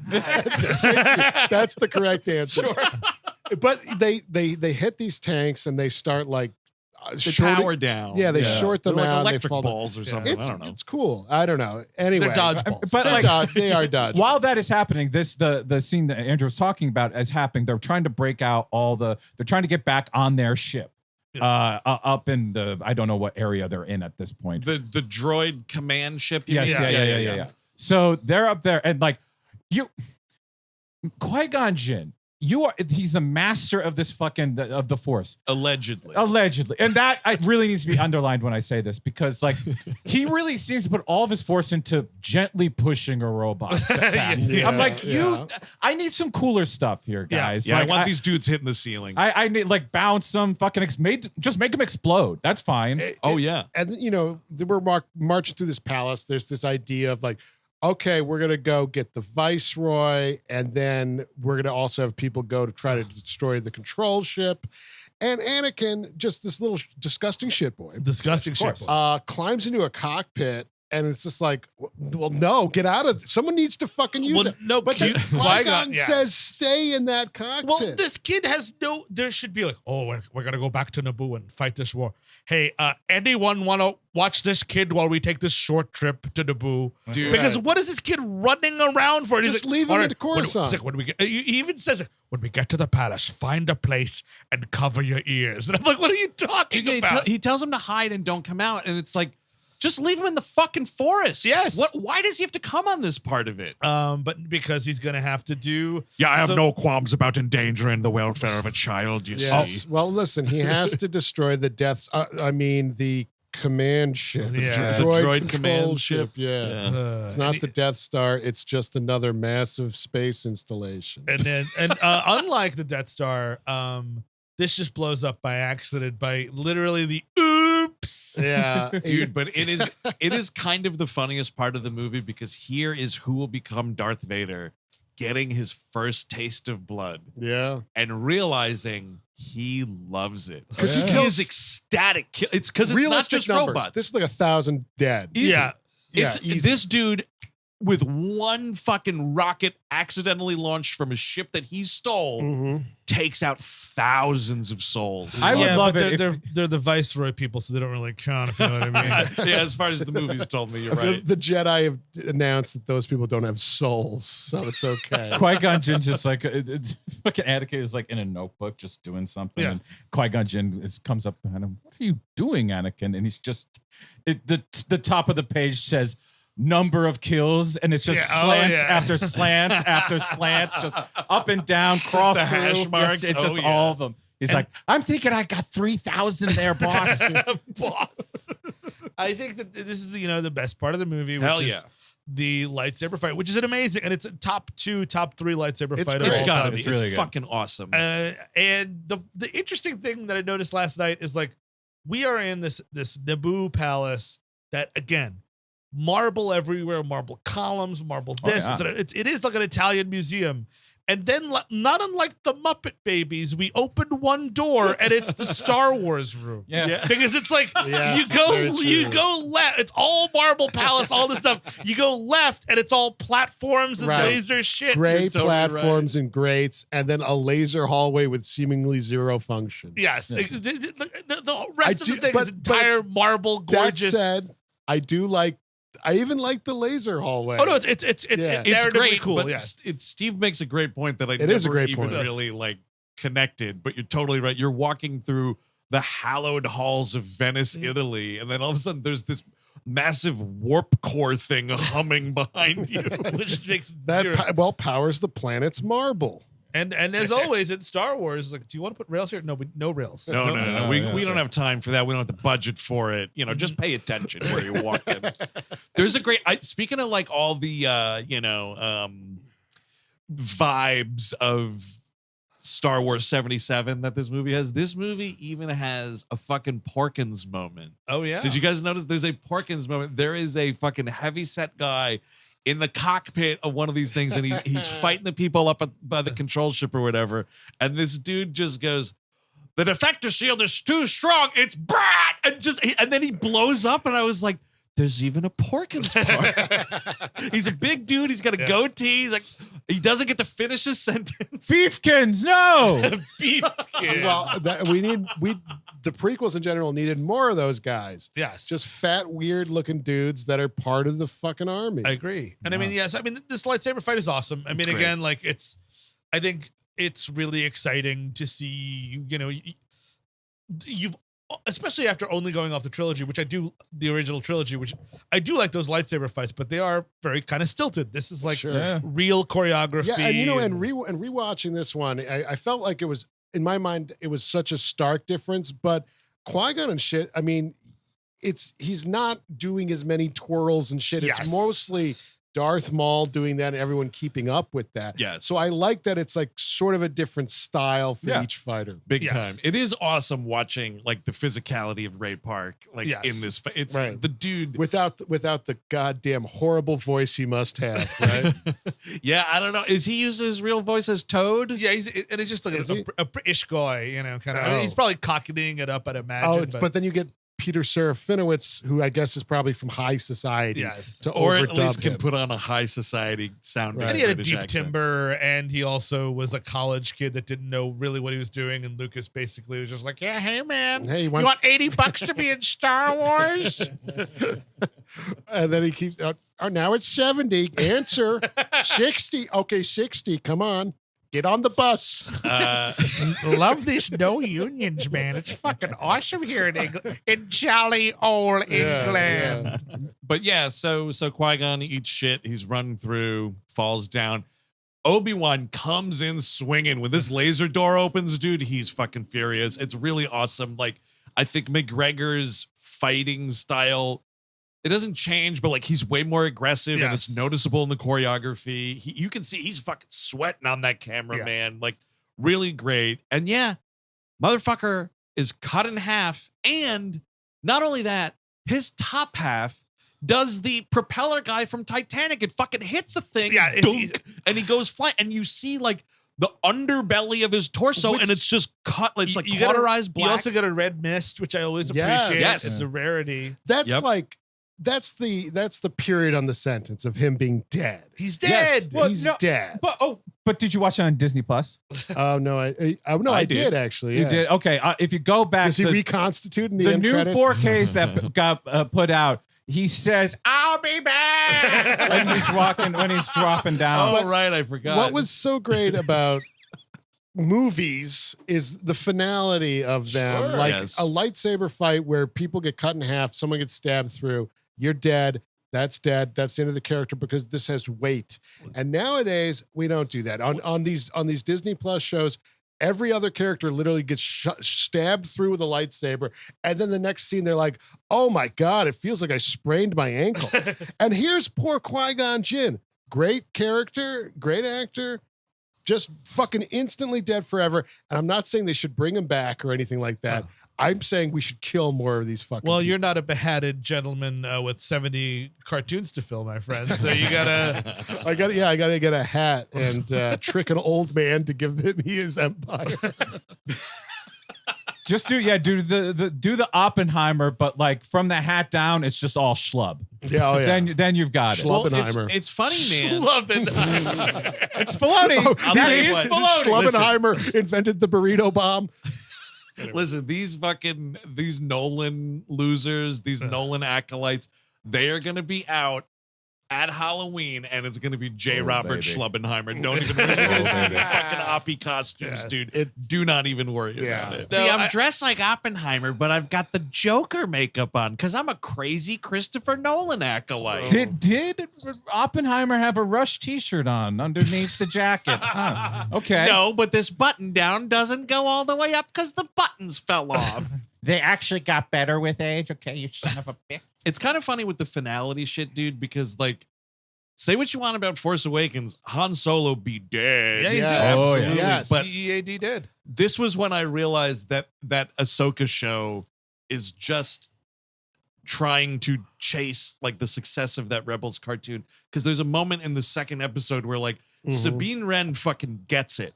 And I was like, oh, rad, she's dead. What a cool thing. Like, you brought this character from the cartoon and she got, you think like she's going to be on the journey with Ahsoka, and then she gets killed, and maybe that would be motivation for Ahsoka. Cut to like the next scene, and she's like, "Oh, it's a bellyache." I'm like, "You got fucking run through with a lightsaber. I saw it happen." And they also did it on Kenobi a few times, I believe, as well. Yeah. So it's deflating. People. You are limited. You are deflating your IP altogether. Like, what do I give a fuck about a laser duel if it doesn't do anything? Right. Yeah. Well, and that's what's so like, because it's a Star Wars. That's what's sad about it, though, is like the motivation I feel for that shit is like, well, if they're dead, we can't sell no more toys. Even in the original trilogy, every time those sabers came out, shit changed. You know what I mean? Yeah. Obi-Wan died. Luke loses his hand. Exactly. Vader dies. Those are the 3 fights. You know what I mean? Like, it's not like, owie, that's okay. And if you'll recall in Return of the Jedi, a certain emperor was thrown down a fucking electrical shaft. That's true. That was great. And Snoke was a good death as well. Oh, that's right. Why does the clone of Palpatine have the silver skin? That doesn't make sense, because in the cloning process, did they put Mace Windu lightsaber juice on the clone? A little bit, to make slightly, it look like that? Because that's part of the recipe. It's not biological, motherfucker. Yeah. Oh, everybody's Mr. Judgy. I got him 90%, okay? He's back. He's a little silvery. So what? I started to like the way I looked, so it's just part of the recipe now. Get me on the phone with the trade version. I better not be on one of those turtle things again. God, even in the cloning business, everybody's a critic. I get seasick looking at this fucking So the control ship blows up. All the droids on the planet die. Yeah. The day is saved. We get our... Is it the funeral or then the parade, right? Well, no, first, it's really weird. What do you call there? Obi-Wan Kenobi flies back to Coruscant. I guess he has to say that, by the way, Qui-Gon is dead. Yeah. And it's like, this is when it's like, now you're a Jedi Knight. You must have done the trials, or maybe that counted as the trials. We're not going to be clear on that. I think he did the trials and fucking scenes missing, dude. Absolutely do. And now you can take Anakin Skywalker, I guess, reluctantly. Dude, but also, like, this can all be implied. I don't need that scene. Yeah. But it is hilarious, if only for how furious Yoda is this whole time. It is like the most pissed off Frank Oz has ever voiced this character. Like, yes, train him if you must. He's fucking stomping around this little room. Yeah, I was outvoted at the council. Yeah. Kill a Sith, I could have if I had. Chance I did. I love that he always beefs it. He beefs it. Invited me, no one did. Then we get Qui-Gon's funeral. He's cooking up. Oh yeah, nice cook on this guy. Yoda and Mace Windu make the trip from Coruscant. Yep. Not a big Jedi presence at this funeral. No. It's what happens when you're the unpopular guy at the office. Yeah. Man. And like he was a guy that thought outside the box and whatnot. He was kind of probably the most interested in like personally snatching children, as we see in this movie. They're oh wait, the weirdo guy died. All right, let's just send a delegation. We don't all have to go. That's exactly it. Well, yeah, it ends with him like, oh yeah, that son of a bitch. Oh, it's a divergence in the Force. It's just a new pupil, you motherfucker. Like, you don't have to call every fucking new candidate a divergence in the Force. I'm glad he's. I feel like Mace Windu didn't want to go, and like Yoda really had to twist his arm. You know what I mean? Like, riding alone, I don't want to do. Fall asleep at the wheel, I might. Can I invite my mother? No. Then Plus ones you don't have. we now recreate basically the medal ceremony from A New Hope, but now they're holding giant balls and stuff. Oh, that's Dude, great. it's Boss Nass holding this big glowing orb like Trump chilling with Saudis, dude. This fucking stupid thing. And that's like the last shot of the movie is him being like credits. No, this is the horny smile first. Oh, the horny smile, of yes, course. of Also, course. the really anticlimactic, like, now you Viceroy, get out of here. Yeah. So much for your trade federation. I'm like, kill those guys or jail them. They're literally shooed out of the city. Yeah. No, you need to hang. Get him in at an least Andor one. prison. Yeah. Yes, get them in that fucking Andy Serkis prison. Absolutely. That's all. Yeah, so that is the movie. You Thank do God. get, man, fucking Jabba the Hutt as himself is very funny. Ridiculous. It's very funny. I find that very funny. Yeah, it's great. Oh, man, and that is Star Wars Episode 1, The Phantom Menace, of course, directed by George Lucas. We'll go around the horn here. Final thoughts, Chris Cabin? I mean, I'm very glad I got to, say my piece on this thing finally. Oh, right. You're welcome. Yeah, thank you, Eric. Yeah, good job. Good job, big winner, man. Hey, the big winner. He's the big winner. Champion, I think, is Yes. the title. Yes, new champion, Thank Eric you. Szyszka. Thank you. Movie still sucks. I can't really move the needle on that. It's like I said, much more well made than a lot of movies today, but I can only give that's only so much credit I'm going to give you for that one. The story itself is just so jumbled, and like you can just tell there was just way too much to handle, too many balls in the air. You had to do you were playing the expectation sweepstakes. You had to do everything right, and you had to do it all in one fell swoop. He failed, I think, in almost all the fucking categories he got. But we'll see again in another 10 years. Who knows? That's right. Steve Sadak. Yeah, I'll never forgive this movie for robbing me. This whole trilogy of robbing me. Like, what a cool idea the Clone Wars could have been. What a cool idea Darth Vader hunting down the Jedi could have been. We get a little bit of that in Kenobi, which I really appreciated. Honestly, it was like trying to salvage that pre-existing idea with this existing IP. But again, like this fucked it up so much that it's almost impossible to show that. And one of the better lightsaber battles, some really nice craftsmanship here and there. I'm really happy I don't have to watch this movie for a really long time. It's really long. It's low on my Star Wars list. Not at the bottom, which is now Rise of Skywalker with a bullet, but pretty low on my Star Wars list.